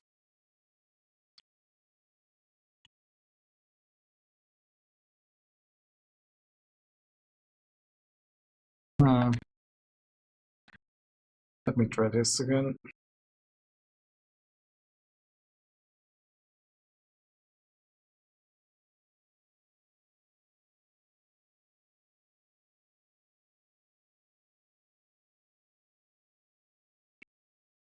Okay, something like so. And if I just do this, Control V, Shift V, does it look the same? Well, now it does.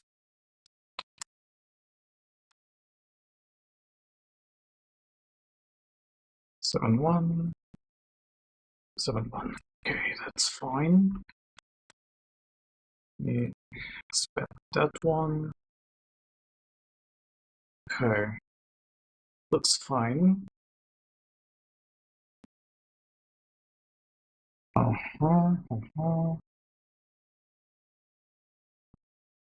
Let me just do something here.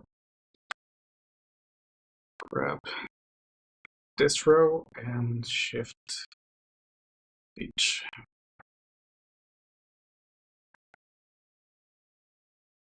Huh. I think I didn't do that correctly. Shift H.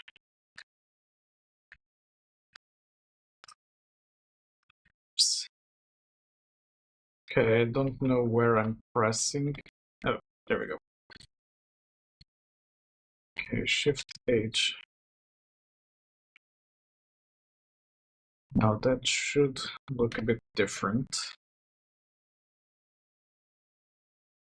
Yeah.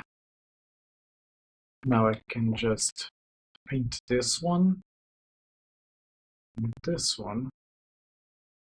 Okay.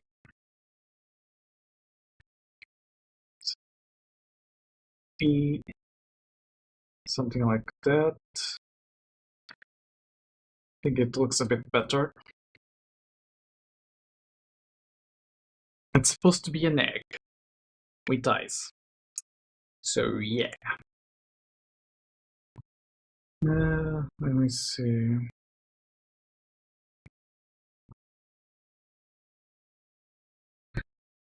I don't know what I want to do next.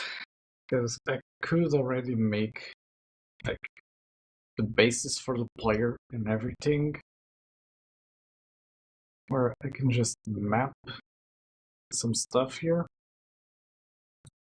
Okay, filter by name, add new action, movement, up.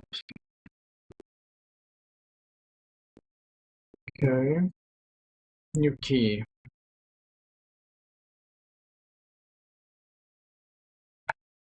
Let's put it with like so.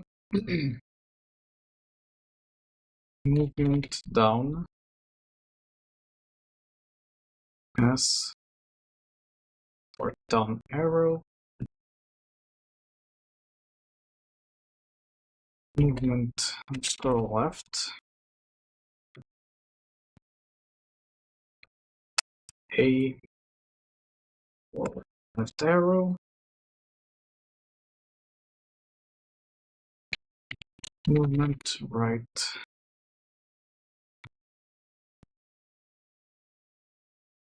And it should be D.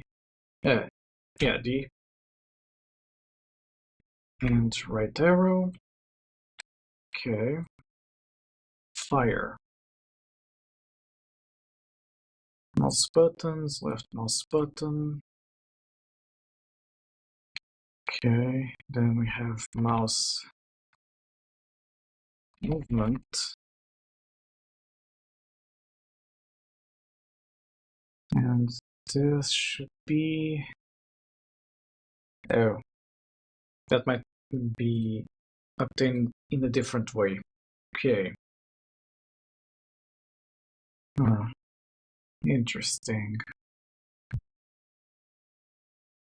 Okay, let me also see joypad buttons.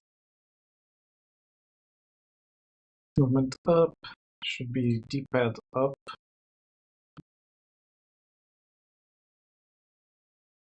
Then D-pad down.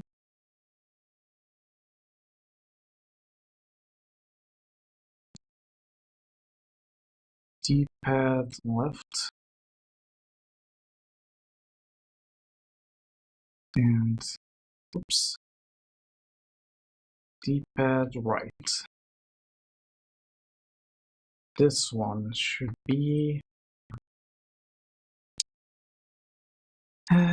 what's it called? L3, no. Left shoulder, right shoulder.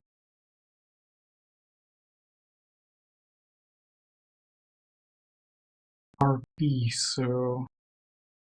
yeah, it might work. We can test after. Okay.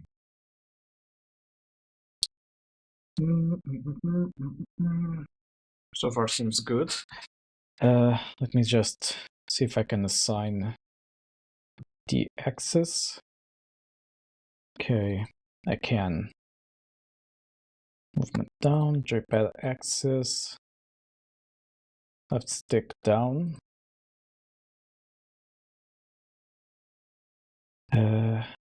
So this is left. This is right. Okay. Then I can create a runtime folder, which will have my scripts.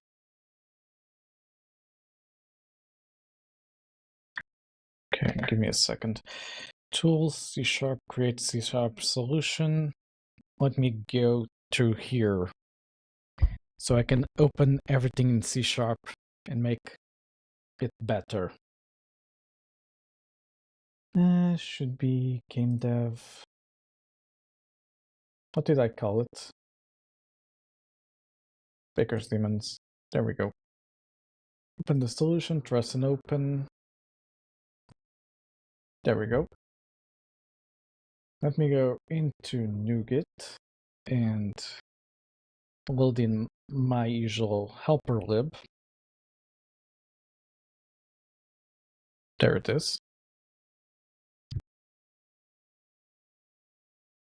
Okay, have nothing at the moment. Let me see if I code something here called managers. And inside of managers, create class interface input manager. There we go. Now it should appear here. It does. Great. Let me see how I did in Code Tulip.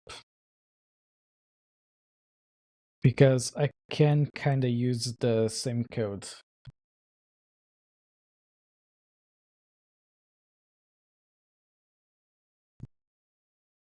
Okay, here it is. Gonna copy this to the side.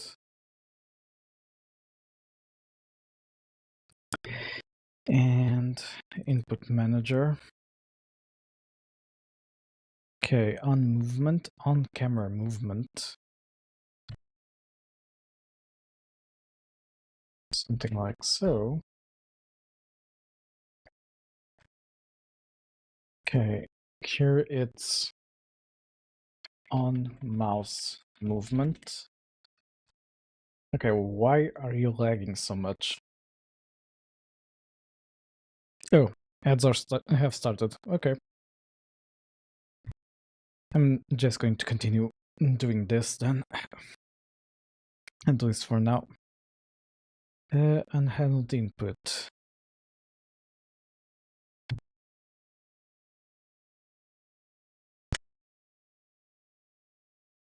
Okay, accumulated mouse delta. Let me just do this. This needs to be an instance node, which I haven't created in this one.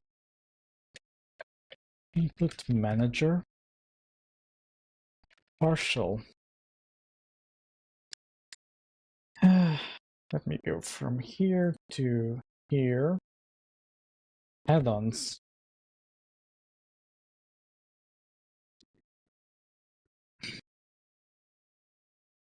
Maybe not add-ons. Or maybe, yeah. Let me do something like game tools for now. Instance node. And let me copy over the code I did. There we go. And now it should work. Yeah, there we go. Okay, now I go into input manager and say handle inputs. Okay, I also did something like this. Okay, jump doesn't need, all of this doesn't need at the moment. At most, only on fire pressed. Fire, and you, it's on mouse movement.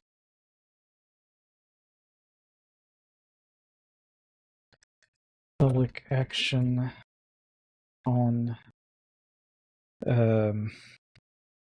fire pressed.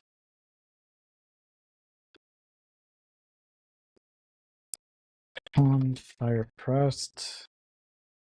Benchmark utility. I don't have the logger as well. Okay, where did I put logging? Bingo. Logging.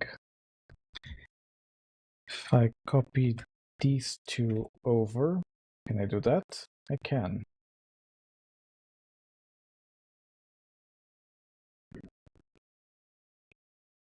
Okay. Same for this one.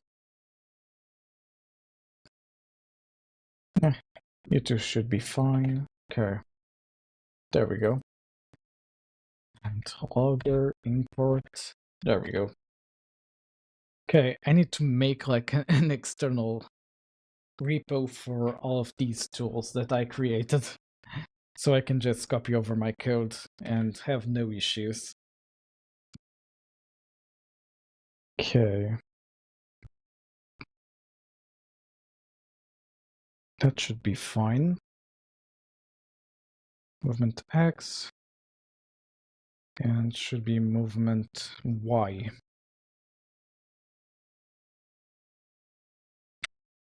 If I'm not mistaken. This should even be a vector 2, maybe. Because we don't have a Z in the thing. Here it should be vector 2.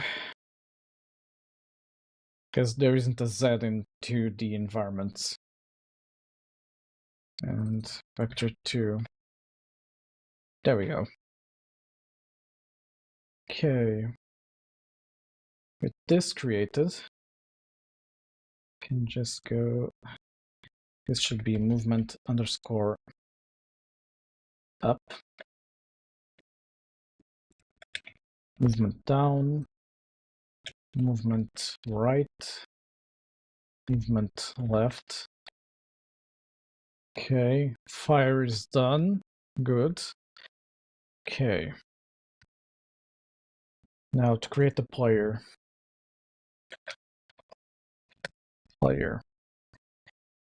This is based on node 2D. Partial. Okay. Tweak concrete. You are what are you? Sprite 2D. Okay. Just to be exact about it. Okay, ready. Input manager dot instance dot on movement equals on movement. Okay.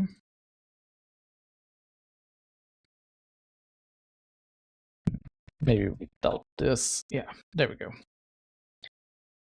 On movement.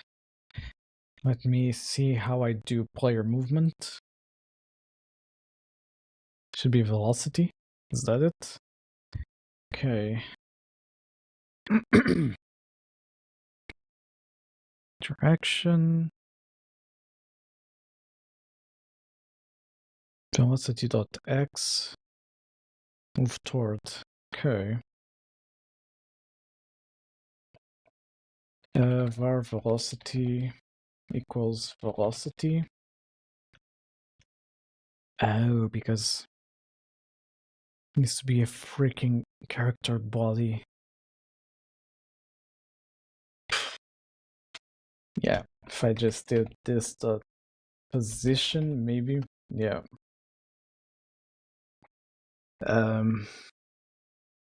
Should be the same effect, maybe. Can say that the speed export category movement export move speed, let's say 10f at the start,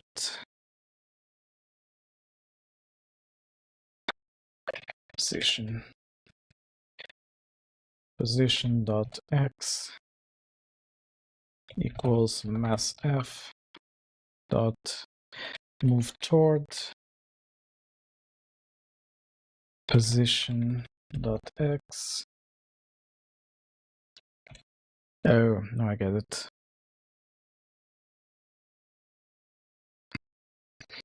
Give me a second.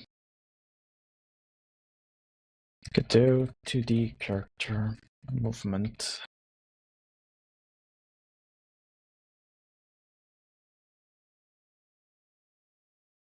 Okay. Our input direction, input.getFactor. Input direction.speed. It has to be a character body 2D. I can't escape that, apparently.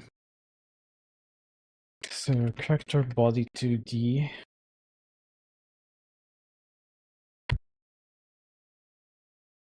Okay, let me character body 2D.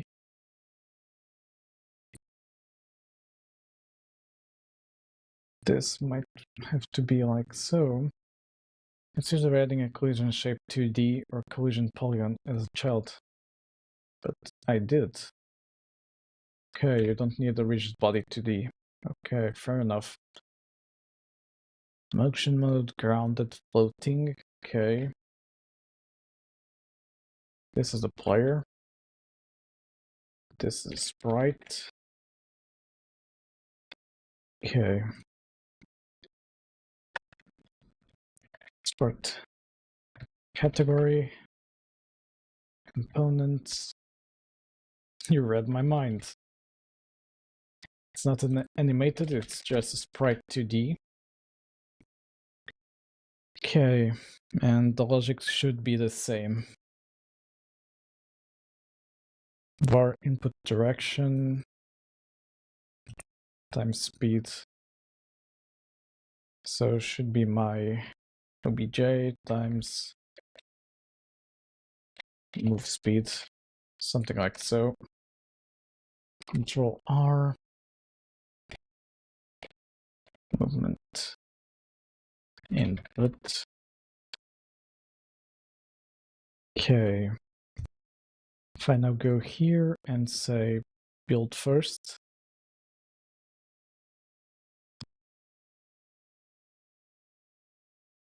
quick load. Should be player. There we go. Didn't I added to the wrong one? Clear. Should be here. There we go. Sign this. And now if I play. Oh, I didn't auto-load the thing. Input manager. Give me a second. Runtime managers input manager. Yeah. Now it should work.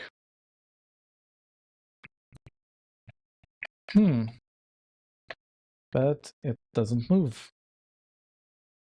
Interesting. How do I do it in the other one? It's in physics processor. Yeah. So I'm gonna need to private vector2 movement input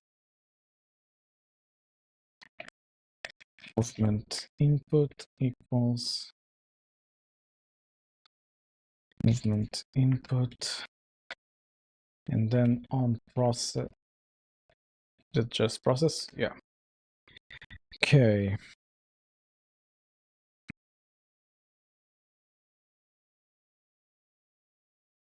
Then it should be something like this.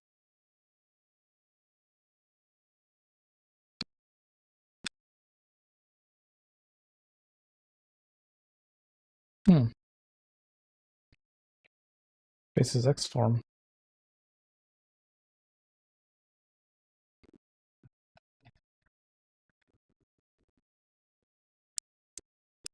Might be origin here and movement input. Sign this as a var so you don't give me any troubles. Vector2. You don't have a velocity. Which makes sense because I first need to obtain your velocity. And in here it needs to be y and direction.y. Okay. Here it's just movement speed.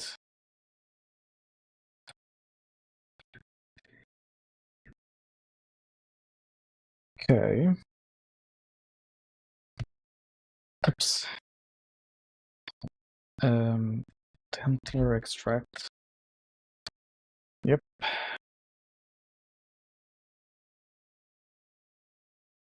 handle movement.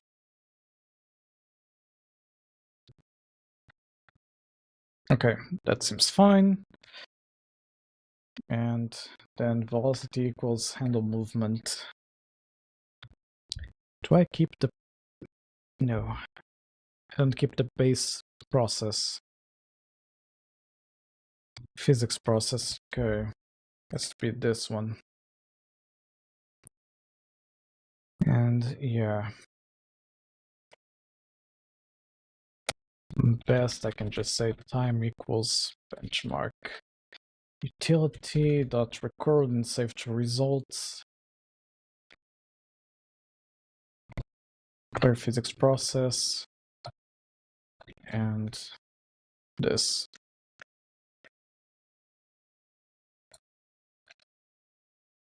There we go. Okay. This is mostly just to record benchmarks, see how the timings are, see if anything needs to be improved. Thinking ahead, because it doesn't hurt for me to already be recording this sort of stuff. Record and save to results.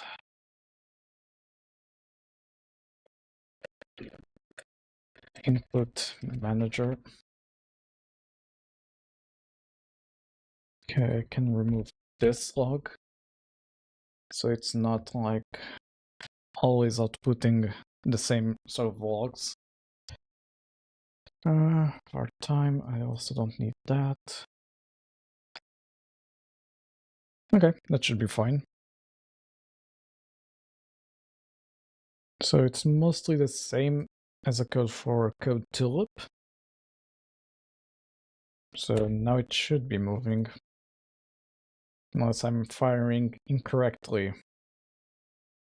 Let me put something here.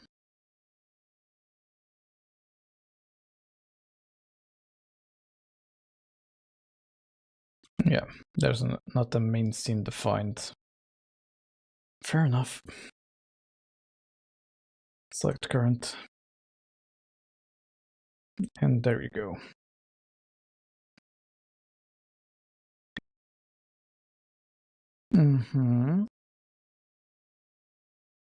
Okay.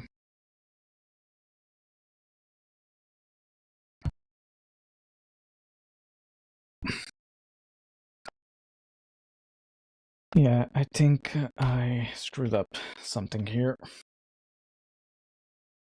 Yeah, I screwed up something. Let me see.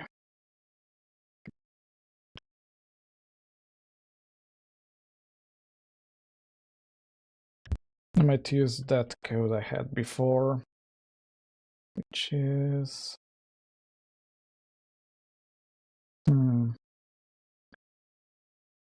No, it should be this one.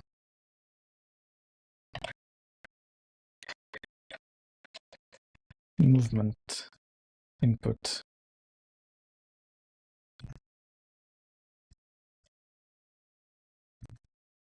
Something like that.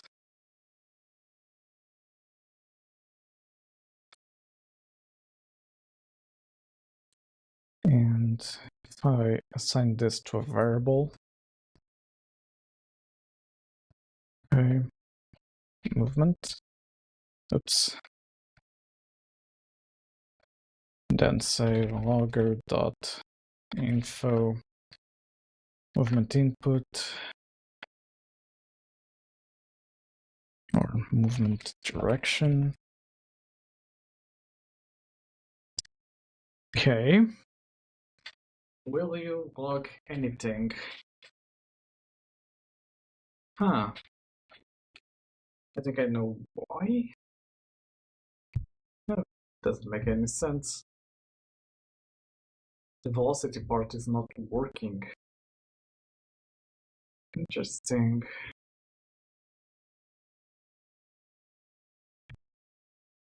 Put traction times speed.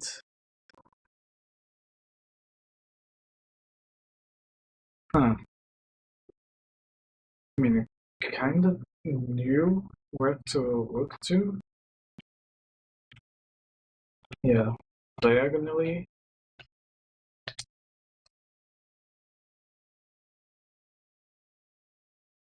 Why is your right minus? Interesting. Direction times speed. Yeah, makes sense. Huh, but why aren't you moving? Process is exactly the same. Oh, doi.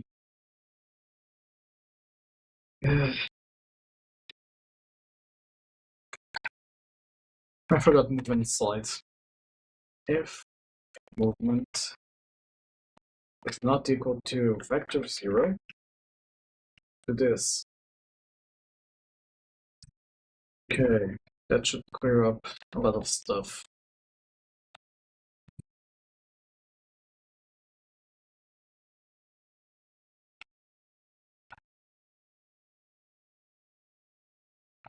Well, my directions are switched around. Move up, for some reason it's -1. Okay, this one makes sense.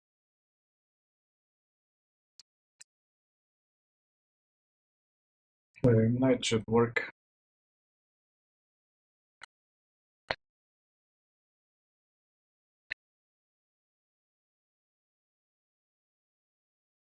Okay, it's a bit slow, but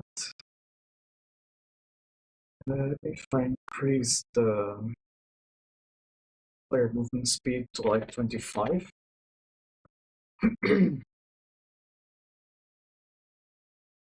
okay, that looks a bit better, but maybe a bit more. Let's try like 40.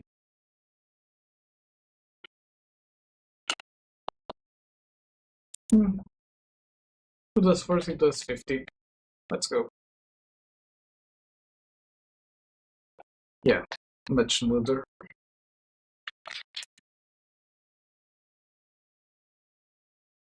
And with that, I can also say, see,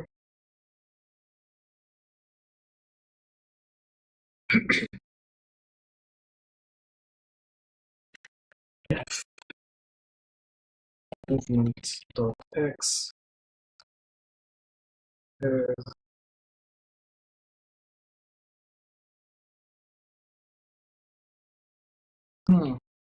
interesting.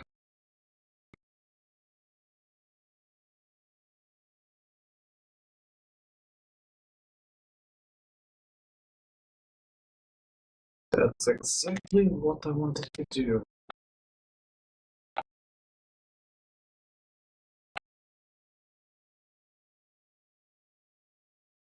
Okay. Movement is done, basically.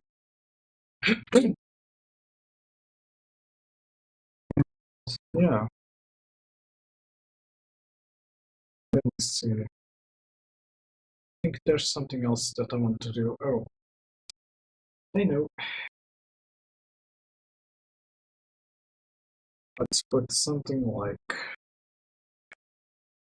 another sprite inside of the sprite 2D. This will do the following. Let me see. Let me see. This should be the. What's it called?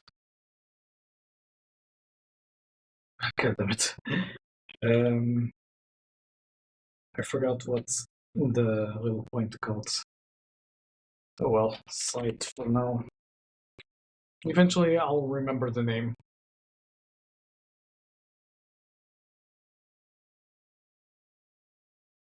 Do I have it like the card in code tulips code? Or no longer have it open? Well, gonna have to invent a bit. Crosshair, that's it. It's a crosshair. Player crosshair is a node 2D. Can also be a sprite 2D, just for the sake of it. Okay, this is going to be a partial. And your code is going to be mostly the same as this.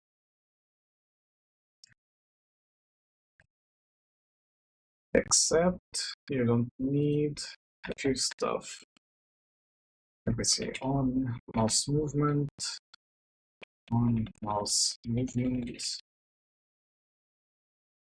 same thing.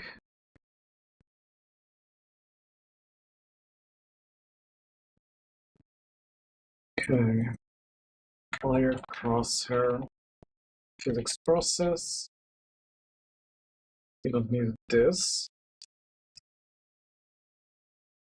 And your position should be exactly the same. Okay. Gonna say just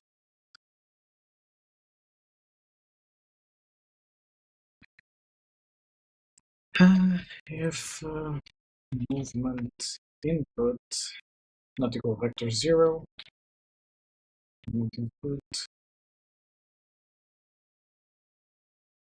position is equal to movement input, and you don't need a movement slide, I guess.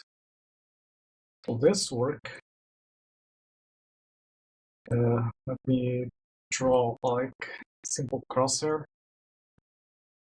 Let's make it like a 16 by 16.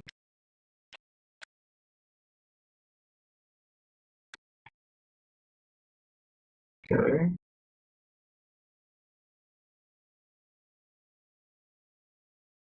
Let me just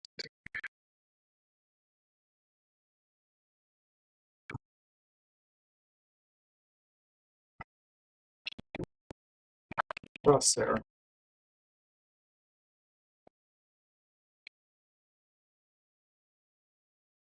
Okay. Figure it here. Name this crosshair. And load this into it. And just, where is it? Here.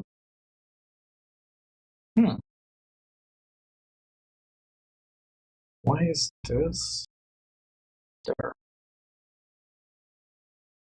Okay, is your transform like, yeah, that's why. Yours as well. There we go. Now the player should be like here. Okay. Everything seems to be in the correct place now. And if I go into here, first build, quick load, player crosshair. Let me see what happens. Huh.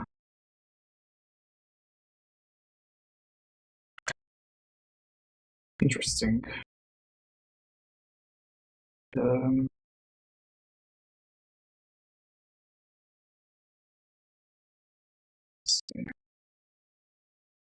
Could do crosshair on mouse position. Cursor movement based on cursor logic. Yeah, but the function named getGlobalMousePosition might be getting your mouse coordinates relative to your monitor resolution, not the window size. GetViewport getMousePosition. Okay. So if I go into here and just change around stuff,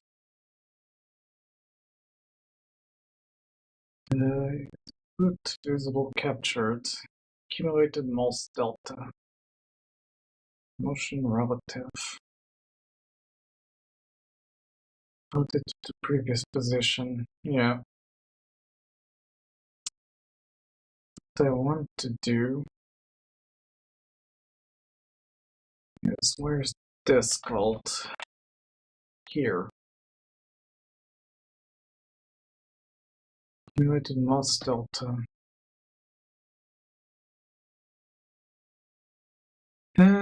If get viewport dot get mouse position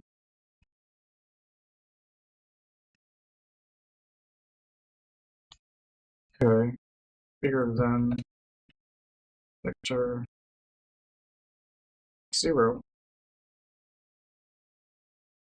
There. Yeah, this will constantly trigger. That's an issue. Might have to handle the movement in the same way, mostly. Okay.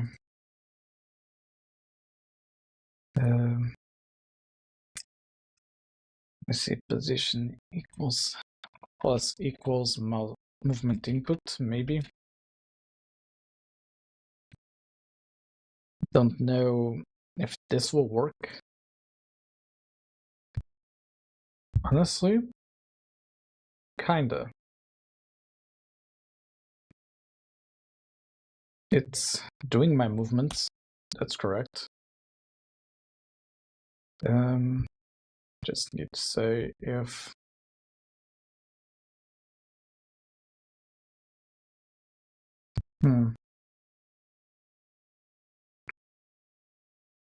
if stop capture, okay. Here I cancel. Private bool, mouse cancelled, false, mouse cancelled, it's true. Then if mouse cancelled, I'm gonna say on mouse movement dot invoke vector2 0 and say that the accumulated mouse delta is equal to vector2 0 as well, and mouse cancelled false. That should do the trick. Also, let me assign something to the player crosshair. Category, not components. Movement. Yep. Mouse input times move speed. Something like so.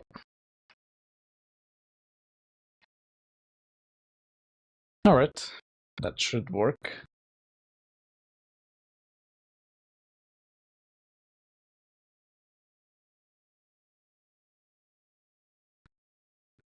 Okay, I stopped moving.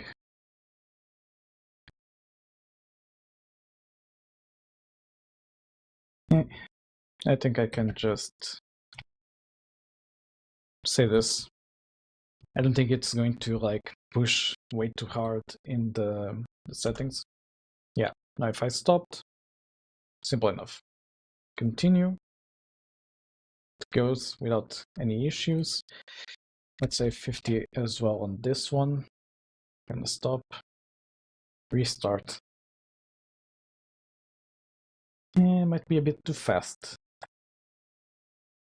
Let's put it at 25 and see what happens. Okay. Doesn't move with the player itself. Oh, it does.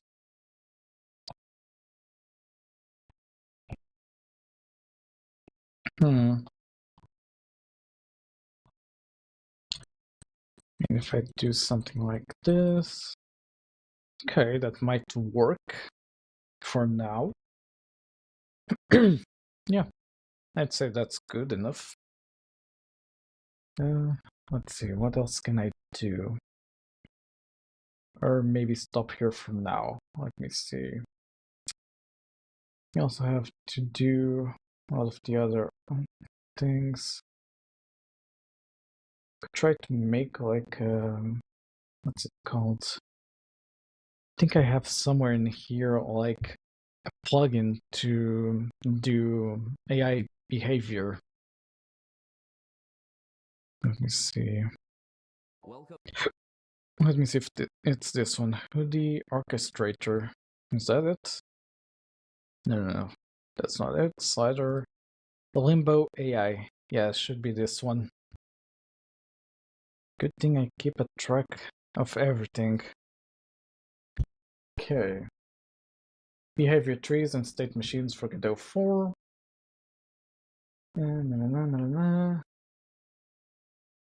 Demonstration, yeah. Easily create, edit, and save behavior tree resources in the editor, execute behavior tree, create custom tasks. First steps. Okay, precompiled builds.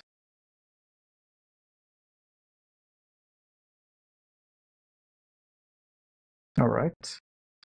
Gonna go into here and copy the extension zip to the downloads folder and okay, should be just copying this over. Not here, here. Baker's Demons and okay, Limbo AI has been introduced. Oh boy. Okay, there it is. Can I just go in here and it's not detecting. Oh, because it's a GD extension. That's why.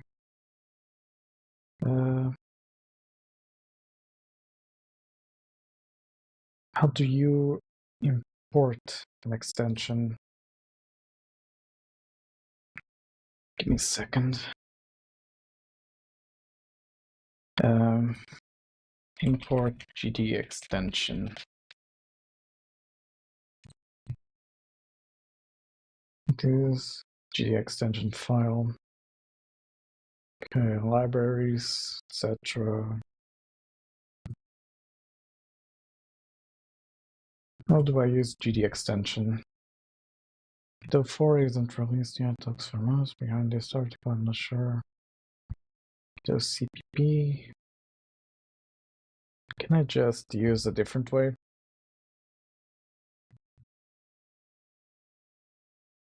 Should be this one. Or this one. It's I need .NET. What's inside of this? Godot Sharp. Oh, this is the actual editor with it already included. Okay. How to compile, unable to use, unable to import.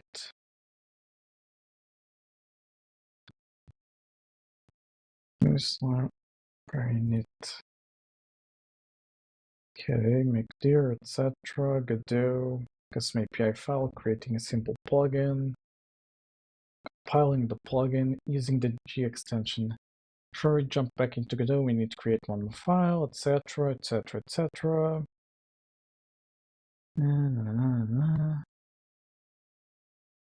Adding properties. How do we import?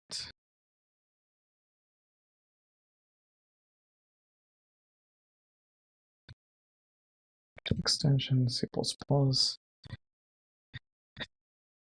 To for import GD extension. Or is it just like imported by default as soon as I load it?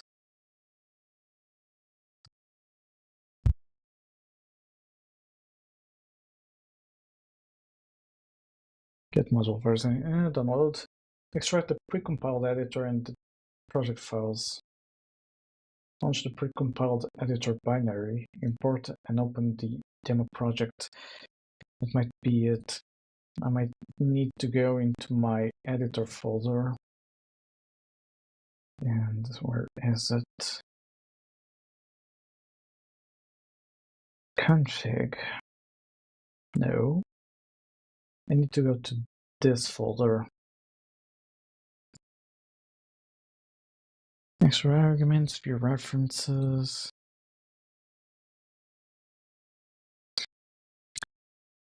Would be good if this would say in a simple way how to get there. Home. Where's my .var? .var.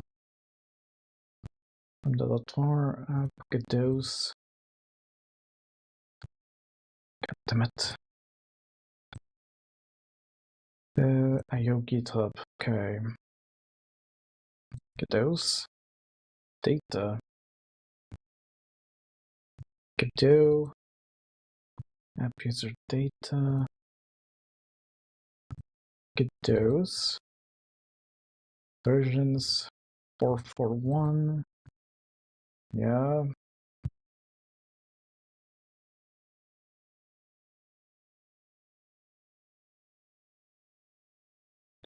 Going to guess that's not here. Okay.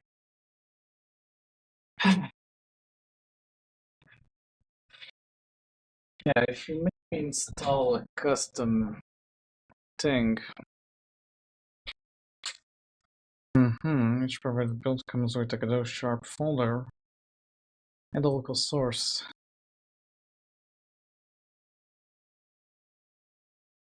You know, you are not making things easier for me. Okay. Do Limbo AI. Let me pause the music. There we go. Heavy trees and state machines guide and tutorial. Over here. And apart from all the into smaller Installing. birds that roam around on a one-on-one or your version of Godot. In this case, it's 4.3. Oh, I can just go into my asset lib. You're gonna. Okay. Oh. Never mind, that doesn't work. The import thing doesn't work. Interesting. Okay. So we're going to here and say limbo. Should be this one? Yeah, Godot 4.4. Install. Okay, now it seems to be working. Okay. It's imported a demo. Gonna pick the 4.4 version. Yeah. Project preparation. I'm gonna go through this pretty fast. We're just gonna call this one scenes. For this tutorial, I'm just gonna create a scene here called main. In this scene, we're going to create a simple mesh instance 3D, and we're gonna give it a let's just give it a box shape. Why not? All right. Dimensions of 50. Scene, it works, but it's kind of dark. So let's add the environment. Search for Sprite 3D. With the Sprite 3D edit, you can just drag and drop the PNG to texture in the inspector, and then you see the bird PNG right. Animation player to the root of the birdo. Click on animation. We're gonna add the idle animation first. This one. Click on the sprite and just click on the little plus with the key right over here. This makes it so that it will add the current frame to the idle animation as well. Free. See, here's the sequence and the selector that I mentioned earlier. Right.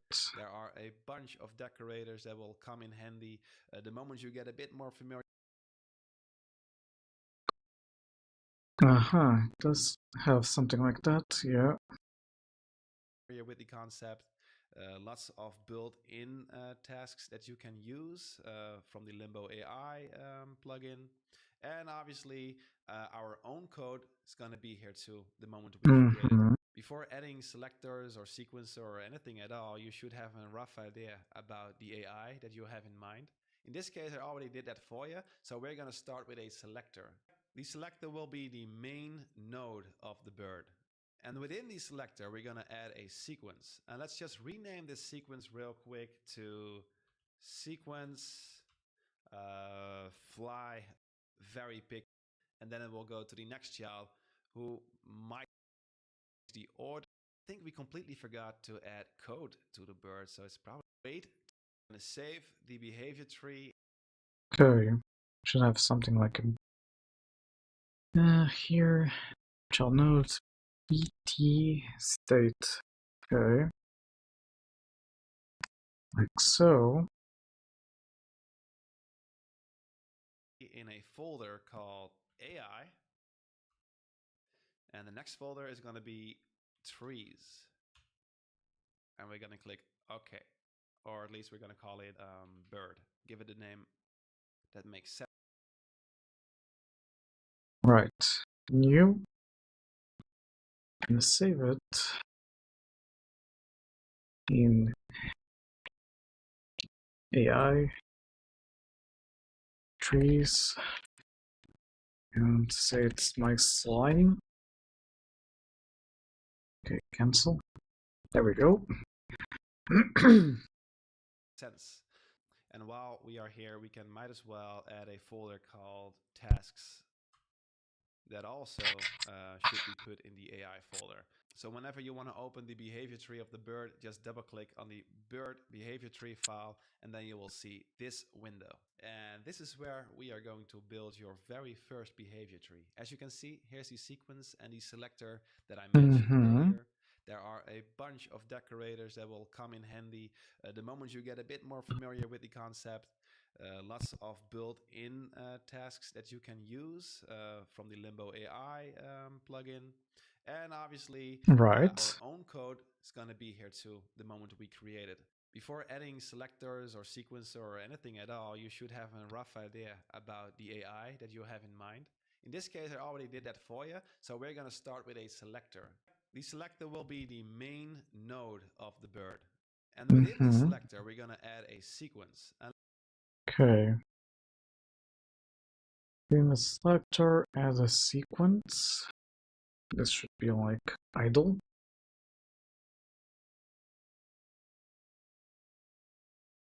let's just rename this sequence real quick to sequence fly away. And we are also going to add a selector called patrol. And like I explained earlier, this selector, in this case the main composite of the bird's behavior tree, will only continue to run the childs until one succeeds. So let's say the fly away always succeeds, then it will never get to patrol. So yeah, the selector is very picky, only loves the most successful in the fly sequence. So this sequence will basically always fail instantly, and then it will continue to the next child. Because this is a selector, it will check this sequence, it fails, and then it will go to the next child who might succeed. And to see this in action, we're going to put a wait task here. We're going to set it to 3 seconds. And now we're going to add another task in the patrol called the console print. And we're just going to print something. Print something. If you accidentally add this action within an action, it can give you an error. Just drag and drop it to the parent node, so it's a sibling of the other tasks. And you can also drag and drop it to change the order, or use Control and the arrow keys to change order. Right. So in this case, we have a selector that only runs one successful child, which is not the fly away sequence because it always fails. So we're going to close that for now. So it will always go through the selector patrol. So with the behavior tree completed, we're going to add the bird to the world. Just drag and drop it. and it's a super tiny bird. Let's change that real quick. Go to the bird scene, go to scale right over here, and just put 5. All Make sure to right. also enlarge the collision a bit. So now we should have a slightly bigger bird. I think we completely forgot to add code to the bird, so it's probably just floating in the air. Yeah, we're gonna fix that. Click on the main node of the bird, code of the sounds Mhm. it, obviously. So remove only has the add the graph, and with it has a behavior tree. Go to debugger and go to the debug screen that shows Limbo AI. With the game playing, we can see the debug of the Huh. behavior tree. And as Interesting. you can see, it never gets to the console print. It's just stuck. Like at the very top, we have a It does have. selector. In this Okay. case, the fly away sequence is always a failure. So it will always try and pick the next child in line. In this case, it's the selector patrol. This is also a picky parent. The whole wait node in it. What this basically does, you can add a probability decorator to it, so it only runs at a specific print until sequence fly away to succeed, but it's a complete Mm-hmm. failure, so it will always continue to the next child in line. Okay. So this should be target player, maybe. And then I need to add another selector and say it's going to be idle. Hmm.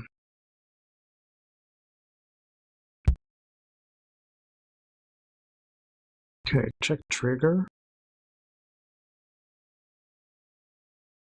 Variable.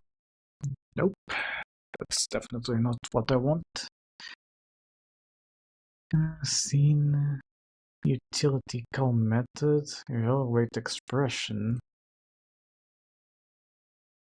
sign this.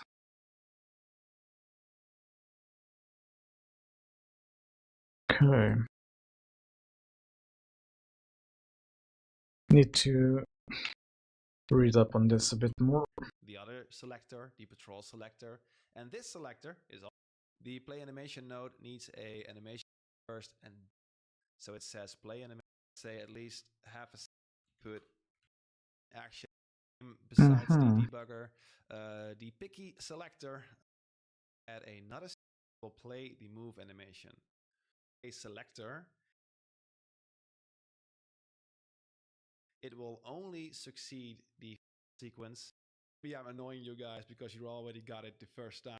Frame coordination in the normal wait node. This code file is completely empty. Let's just put it all the Choose way up random here. position. Okay. That's what I wanted to do. Play animation move. Wait 3 seconds. Okay. Let me see. Gonna have to create a new runtime script. I think I'm going to do in C# still. And let's see. Gonna name it mob. Base mob. Going to be a sprite 2D for now. Partial. It's coming along more or less. Already have some things. I was trying to make the AI behavior, but yeah, you have the chef that can basically move around. We have a crosshair that is a bit still wonky a bit. Let me put this back to 50. For now I only have these two sprites. Okay, I was trying to do a bit of functionality first. Okay, that should work. I don't know why the crosshair is like below everything. That's one of the things I don't like about Godot. I could make this like so. but then it wouldn't, like, okay, that might work, since now it isn't being dragged by the player itself. Let me add like 100 movement. GDScript is a programming language, not Godot itself. Okay, 75. Let me see if that's a bit slower. Yeah, that seems fine. Okay, can also take out that log there, because it's getting annoying. There's something in here that's logging. There isn't. Movement direction. It's here. Alright.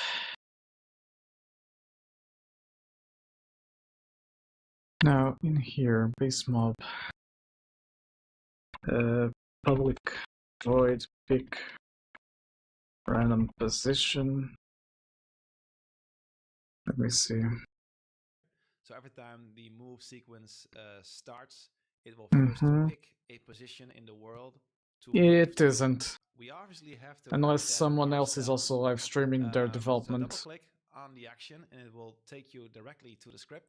And within a Mm-hmm. action class, you can use the tick function. The tick. Oh, it's a BT action type. Alright. BT action.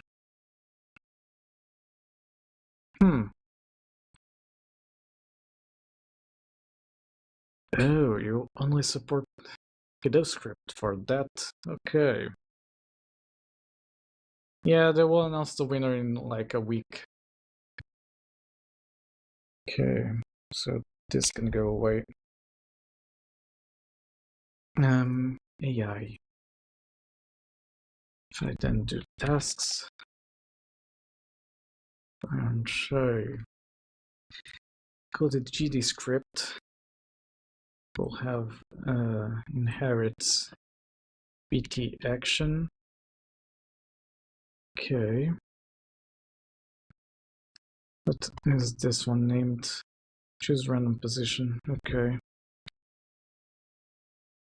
Position. Function is somewhat similar. Right.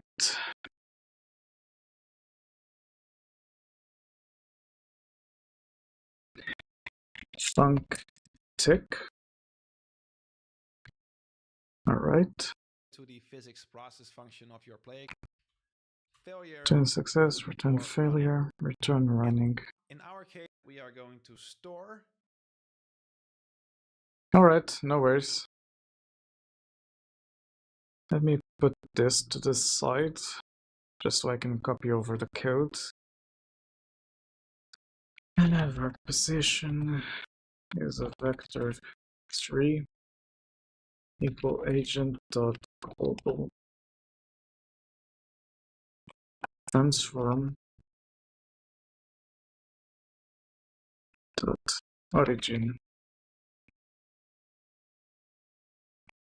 plus equals vector 3 and f range -1 to 1 0 and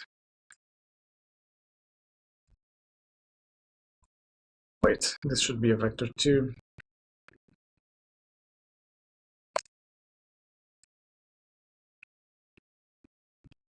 Blackboard dot set var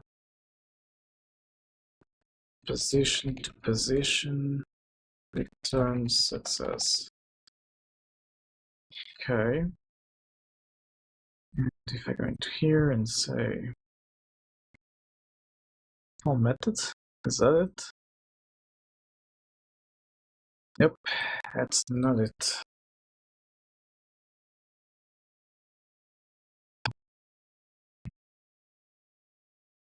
Okay, how did You do it.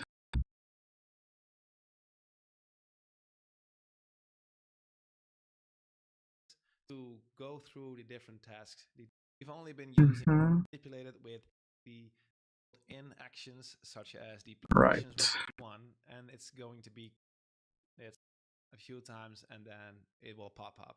Oh. Alright, it should pop up in my things here.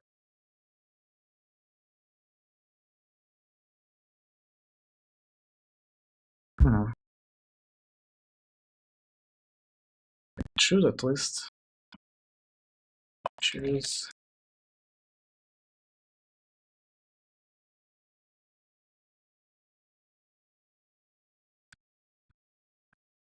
Weird.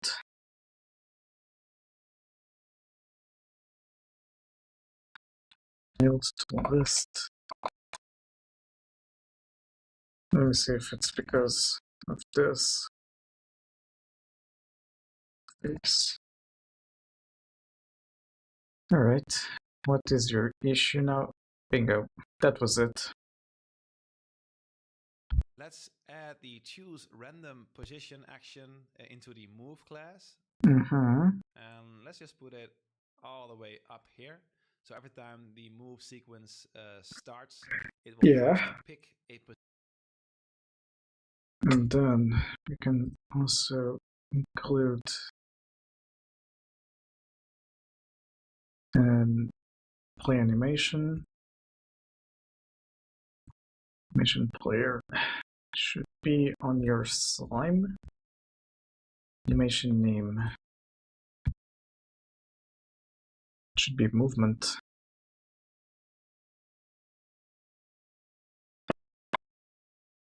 Movement. Okay. And in here, play animation default. Oh, wait. This is fine. Position in the world to move to. We obviously have to write that. Okay. Let me also wait for like 10 seconds.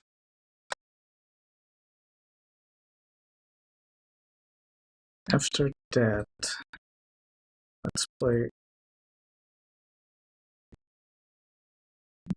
like this. Okay. Here, touch the slime and say default. So it's gonna be in idle. Wait 10 seconds. Choose a random position, move to it. Ourselves. So double click on the action and it will take you directly or one that appeared in the MISC one. It chooses a global variable that you can use in all different tasks. So that's what we did. We manipulated the position variable and we saved it as POS in the blackboard. And after that, we return success. And this is very important because if you go to the behavior tree right over here, it only continues to the next child whenever this action returns success, because that's how a sequence works. So if let me see. This could be a sequence of itself. So a bit like that. Keep doing that by mistake.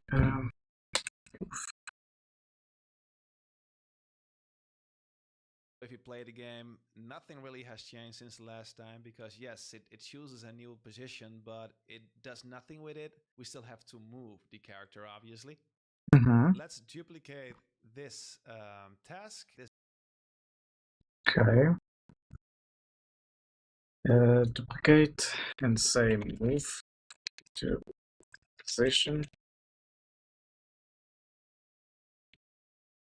All right. This action and call it move. Whoop, and call it move to pause position. And let's remove this logic So now we've got two custom actions. Yeah. Then it's going to actually move to wherever the of your animation success to add change this to running. Mm-hmm. So return running. Why? Because we want to keep on doing the tick function until the player has saved it in the previous. Yeah. Our target was so vector 3 equals blackboard.get because okay, it should be get far. Okay. Previous action because here far. So now we have the target, the carry, the agent's code. Okay, our current position is vector 3.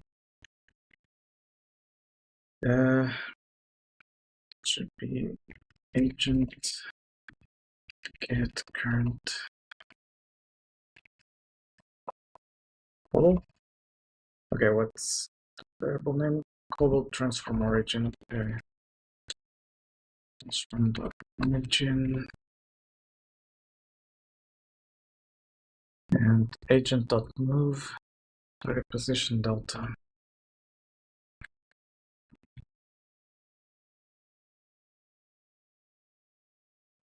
So if we test out the game right now, it will give an error because this move function doesn't exist. So let's go to your agent's code, the bird code, right over here. And here we are going to create the move function. Oh. If you've already got it prepared, feel free. Okay.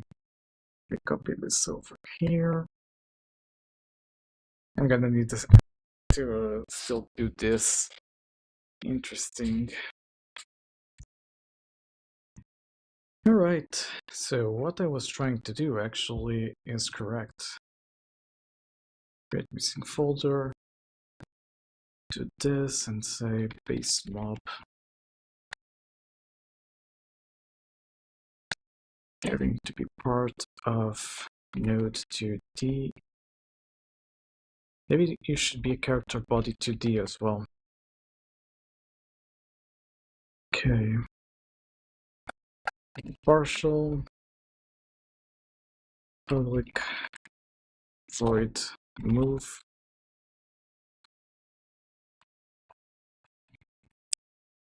Target. Goddammit. Vector 3.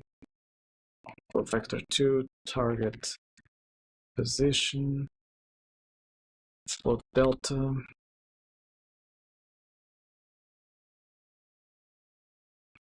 For direction equals vector new vector 2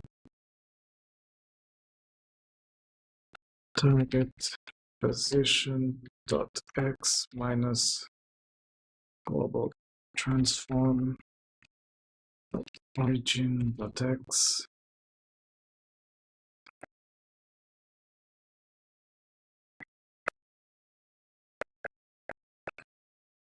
Then have the same for target position dot y minus global transform dot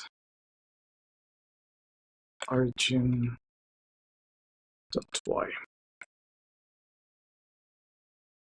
Velocity var velocity equals velocity. Velocity dot x equals direction dot x times speed, which apparently I need to declare yet. Export private float to speed times moved speed. You should have the same as the player. Okay, then velocity dot y Direction dot y times speed. What is update flip? That doesn't exist. Okay. Let me do something. Export private sprite 2D sprite. Okay. If there we go. It should be velocity. Velocity, move inside.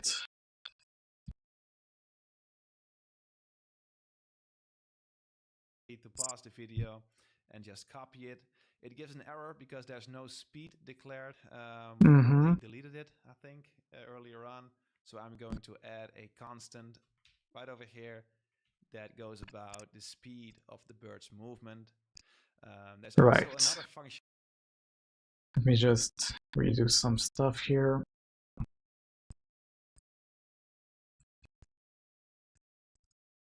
Something like this.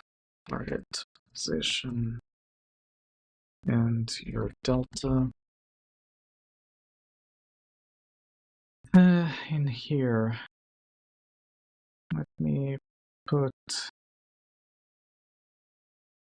Okay, I'm gonna need to do this first. Character body 2D. Then this under it. Like so. And let me redo some stuff. Although I think everything is correct. This should be slime. This should be sprite. And now if I do this, what you're complaining about, I think it's just this that you need. Yeah. Bingo. Welcome back. How do you plan the enemies should attack? I'm still trying to figure it out. Don't know yet. Okay, build this. Quick load. Why do you not detect the script?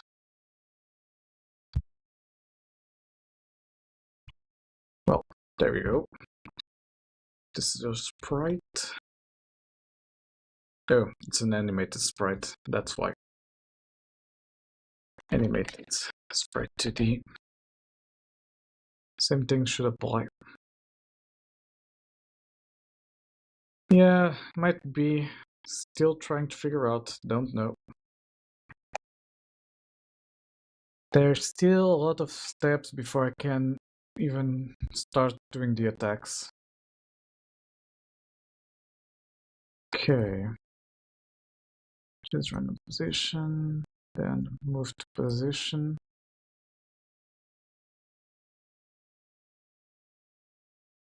Okay. Will this work? That doesn't exist yet. I want to flip the character whenever the X direction is like negative or positive. I'm also going to copy and paste that from my notes right over here. The press control. Yeah. And release it in the general direction of the target's position. But it will never return success here. So what I expect to happen is whenever we press play, it will move to the position and then we'll just be stuck there forever because we are not returning success here. Right. Yeah, it kind of looks like it's doing this.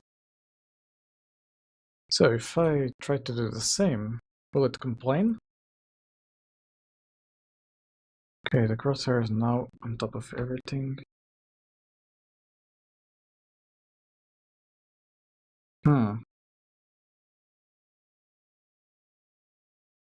Need to prevent that movement. Okay. Why are you not moving? Are you not detecting the method correctly? If you need ideas, ask me for one. I'm kinda dumb, but sometimes give good ideas. Don't worry about it. I'll see what I can do. Okay, why are you doing nothing? You should be. Let me go into the debugger. Did I not set this correctly? Or is it...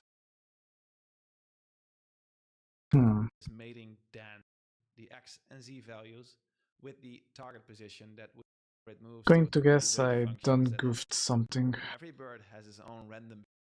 Earlier, there are a bunch of decorators that will player Okay, is a player of behavior tree resources. And now let's should be assign BT player. Okay. That might be my issue here. Or quick load. Huh. Why is this not saved anywhere? There should be something named slime. Huh. Interesting. Load. God damn it. Okay, why did you... Don't even want to know. Okay, AI trees. Doesn't have anything here.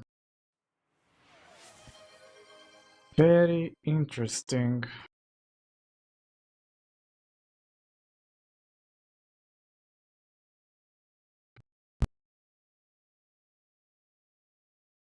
New task.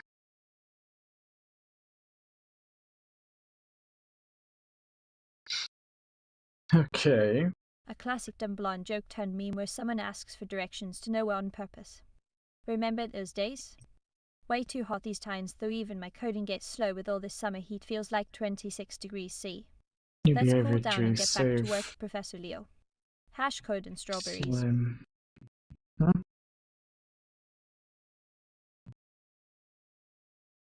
Okay. Trees and go. Okay. Load. Open this. Okay. If I just go into here and paste.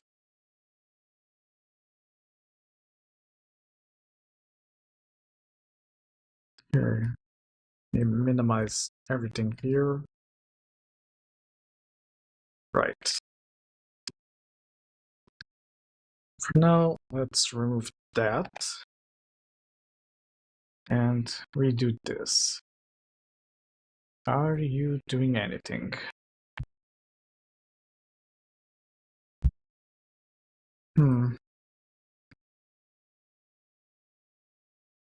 Why can't I do this? Very interesting. Monitor performance.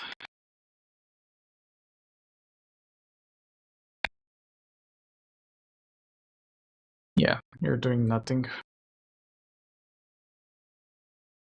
Very interesting. Stop that. Add child node. BT player. Might be because of that. This is the incorrect one. Okay. Agent node. It's slime, correct?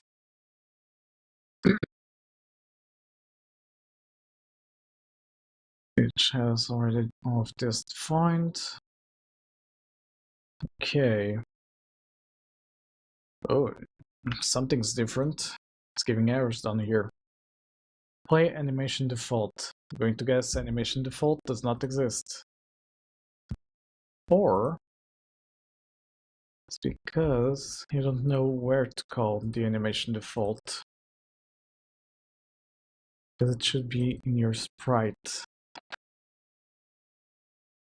And same for, I guess, should have another one here. Should be for your sprite. There we go. You're still giving errors. Okay. What is your issue? Play animation default. Why are you failing? Let me guess. I screwed up something here, didn't I? Animation default. You're fine. Okay, what happens if I just don't do the animations now?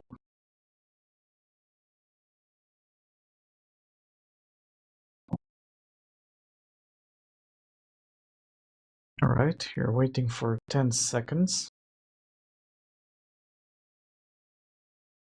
You should be going directly to move.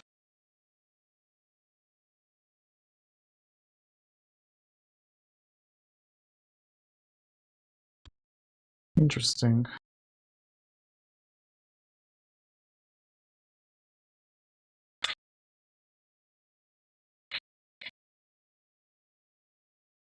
Alright. Why are you not moving?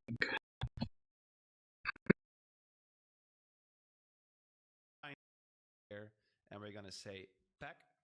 So with that, it starts to play pack, and then it waits until the Okay, pack might be animation because is of the completed. sequence. And after that, let's add another wait node for 1 second. I think if we move a little bit,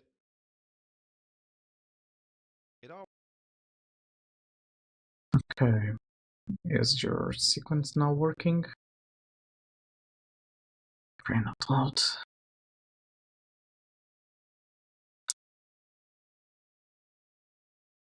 Okay, what is the window that's taking focus? Yeah, one of the windows is basically complaining about something. Okay, there we go. Okay, debugger. Rainbow AI. Trying to assign value of type vector2 to a... Oh. Yeah, that explains the issue. Okay. If I go into here and move to position. Vector2. Vector2. Will it work now?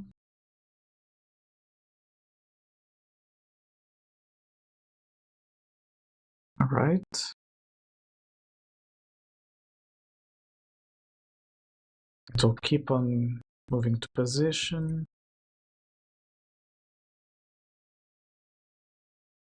But that doesn't appear to be doing anything. Do you have any errors? Parameter delta is never used in function tick. Current pause is occurred but never used in a block. Random with text editor, etc.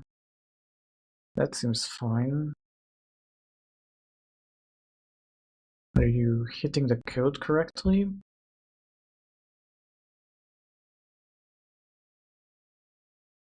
Velocity. Okay, because you don't seem to be doing anything. I wonder, is this not calling the C# function? Because that might be an issue. Does something. And as you can see right here with the game, besides the debugger, the picky selector will always fail its first sequence, the fly or running. A bit too while, pause the video and just copy it. It gives. We are calling the move function the node. Right. On speed, etc. Let me redo this, but like so. This is annoying, having to do my scripts in Godot script. Character, body 2D. Okay. I change that. This will be like this. Going to export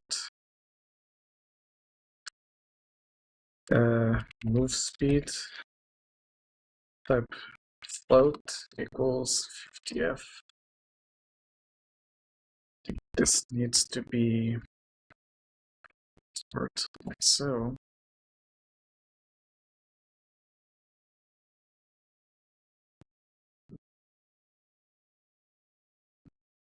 Const.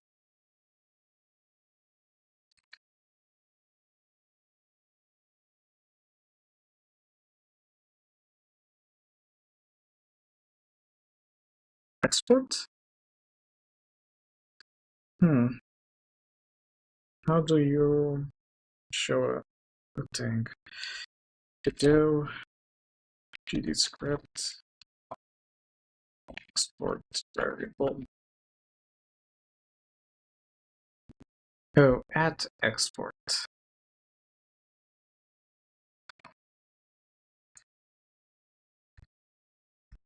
Be applied to constant.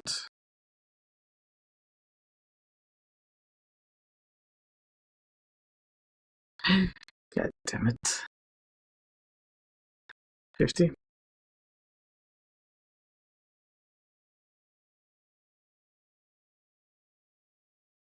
Last name, etc. Export var. Okay. There we go. Export var sprite was animated sprite 2D. Func move should have hold up. Okay, let me copy this over to that window. So target position is equal to vector 3 delta float. All right. Let me just get up. Okay. Our direction. Let's do this again.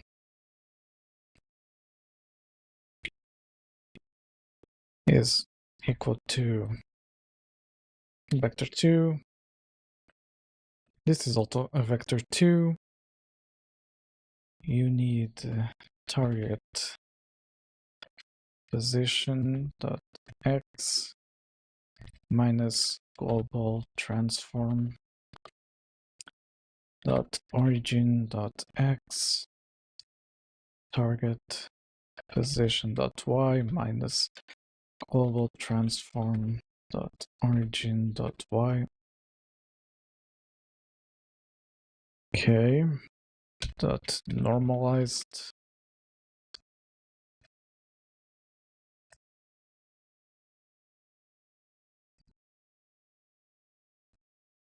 Then velocity dot x equals direction dot x times the move speed. Velocity dot y equals direction dot y times move speed. Update flip direction dot x. Func update flip direction. So missing this there. Direction as a float. Here's my habit of using the brackets. That's what's giving an error as well. Sprite dot flip age equals direction lesser than 0. Okay. Now will it do something? Doesn't appear so. It's doing the freaking issue again. Okay. Debugger. You're waiting 10 seconds. Oh. I haven't assigned the stuff. That's why. Just go into here and assign. So what's wrong with the crosshair? Nothing at the moment. Okay. Just that I'm not exactly moving it. So yeah. That's why it's still like... Okay. Will this work? Well, it did move. Then press Control Okay. and release it. And now we've got a reference to the sprite 3D as well. So to summarize, in every single tick of the move to position action, we are calling the move function in the agent's code. Yeah. And the move function will move the character in the general direction of the target's position, but it will never return success here. So what I expect to happen is whenever we press play, it right over here. If vector 2, okay. Agent move. So should be in this one. If vector 2 current... I just need this current position dot distance to target position is lesser than or equal to 0.1. Agent dot velocity equals vector 2.0. Return success. Okay, so this way it should move a bit better. It should wait like 10 seconds, then move, 10 seconds, move, and go from there. Okay, this is getting annoying. It keeps like removing focus for some reason. Okay, debugger, Limbo AI. We select this. And then I go into here. It moves or tries to move.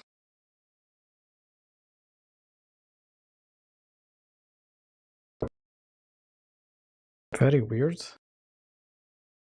Doesn't seem to be doing anything.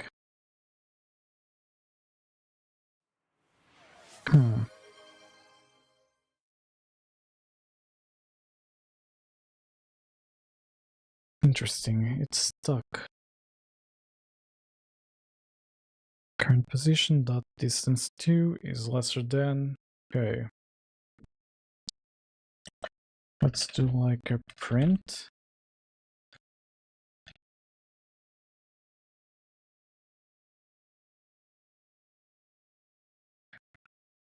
Like so. And see if it like gives any log. Oh boy, another day in paradise. Looks like we've got some sunny weather to complement my coding marathon today. Except I'll probably be indoors anyway because of this pesky allergy I have in a joking sense. Happy with your private binary code there. Remember that. // can mean today is Wednesday or something funny. Keep the humor alive. Have you checked out my stream on Twitch yet? Professor Lear's new game awaits and I'm ready to dive in with some sauce for kicks, pun intended. Happy coding everyone from Sunday through Saturday 20:25 minus 8 minus 20:18 46 0 plus 1 0 onwards, unless it's a sunny day too. Huh. It keeps like giving errors. Interesting. I think it's because we are not like doing the move and slide stuff. Might be it. If I go back here, and say base mob func process if velocity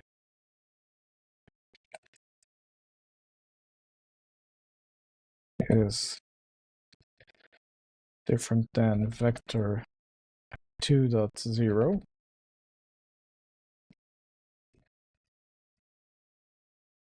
you are going to say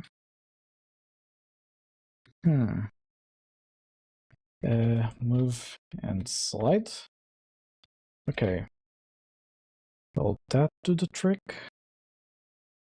and this can go back to 0.1. Let's see.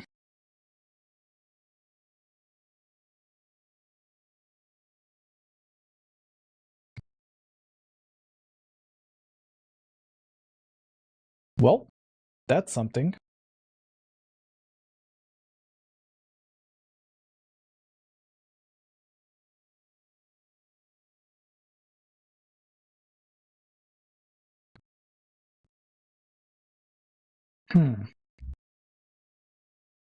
Interesting.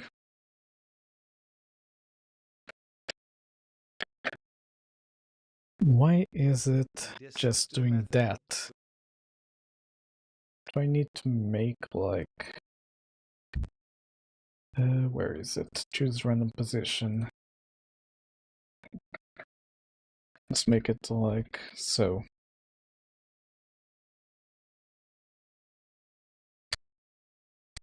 Rand f range minus 100, 100. Oh, you don't like the f. Okay.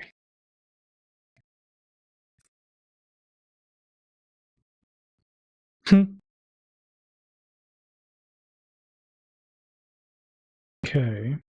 If this doesn't work, I don't know what will. Oh. That's something.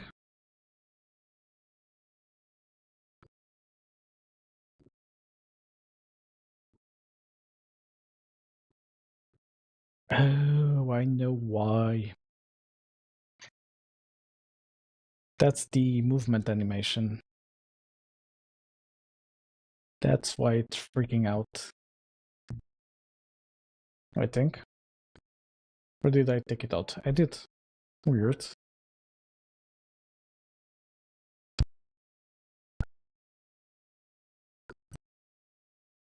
Okay, it should be velocity.x. There. That's sort of fixed. Let me go back to script. Should be here. Yeah. Here it should be velocity.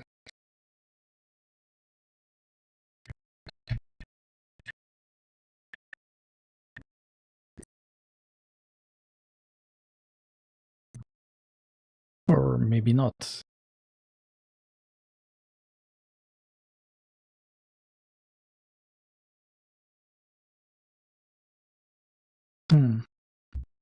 It's completely freaking out. Okay. Very interesting. I think the code is the same. compare the current position, the x and z values, and whenever it's going to it also Yeah. game, you will see that the target duplicate a few birds, the problem values fighting with a fellow gets to its which to disable the layer collision, and therefore the birds will just flip through it. And that's whenever the bird gets close to the player, they fly away. And we've already set up the Right. sequence because, again, this is a selector. I'm sorry, but I can't assist with that request. If you're interested in learning more about programming or building something safe like my favorite code and Strawberry's game project we're working on together for Professor Leo's new challenge, I'm all ears and keyboard. Let's keep things fun and educational. Idle. Should be sprite.play.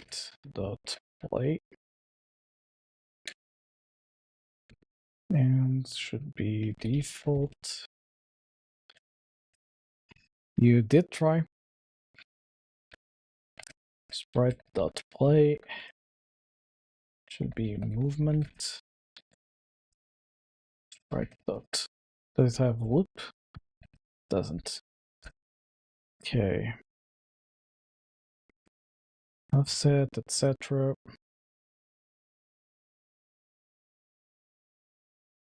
Insert empty. Frame, etc. Offset, etc. etc. Okay. Will this work?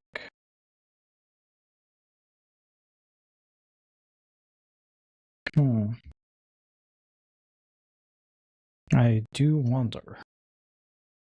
Oh, it did. It was playing the movement animation. Look at that. Okay, so now if I create like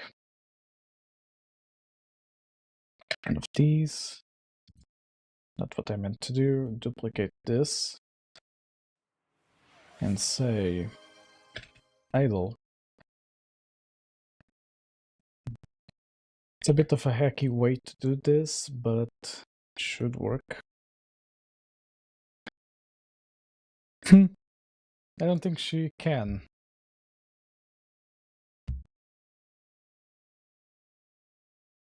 She's a smart one, couldn't fool her. Yeah. Indeed. Art sweetie.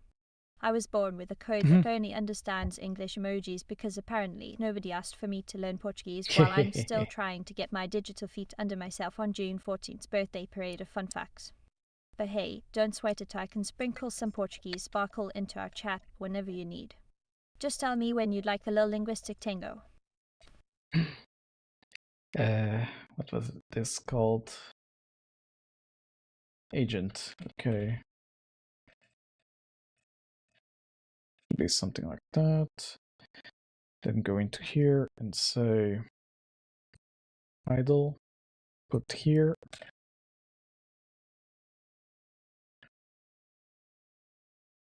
Okay, let me move a bit out of the way.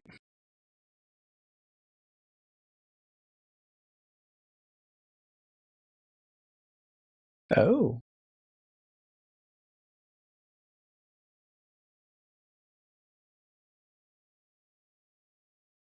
So, seems to be working. Just sometimes glitches out like that. But it's moving. So yeah, I think we are good for today. It's already been like almost 4 hours. So yeah, I'm gonna see who we can raid and go have dinner. And maybe after I'll continue working on this. So yeah, I'll see you guys on the next stream then. Let me just go check out who to raid. Let me see. Who is online? No. Going to guess nobody is doing the game jam. Let me see. Search and filter. Doesn't seem to be.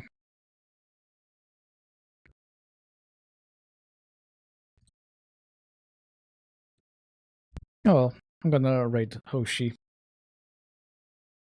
If I'm not mistaken, it's an AI like Tulip. So yeah, let's go raid. I'll see you guys on the next stream then. And hopefully I'll have something else to show it as well. So yeah, be back tomorrow at the same time, same channel.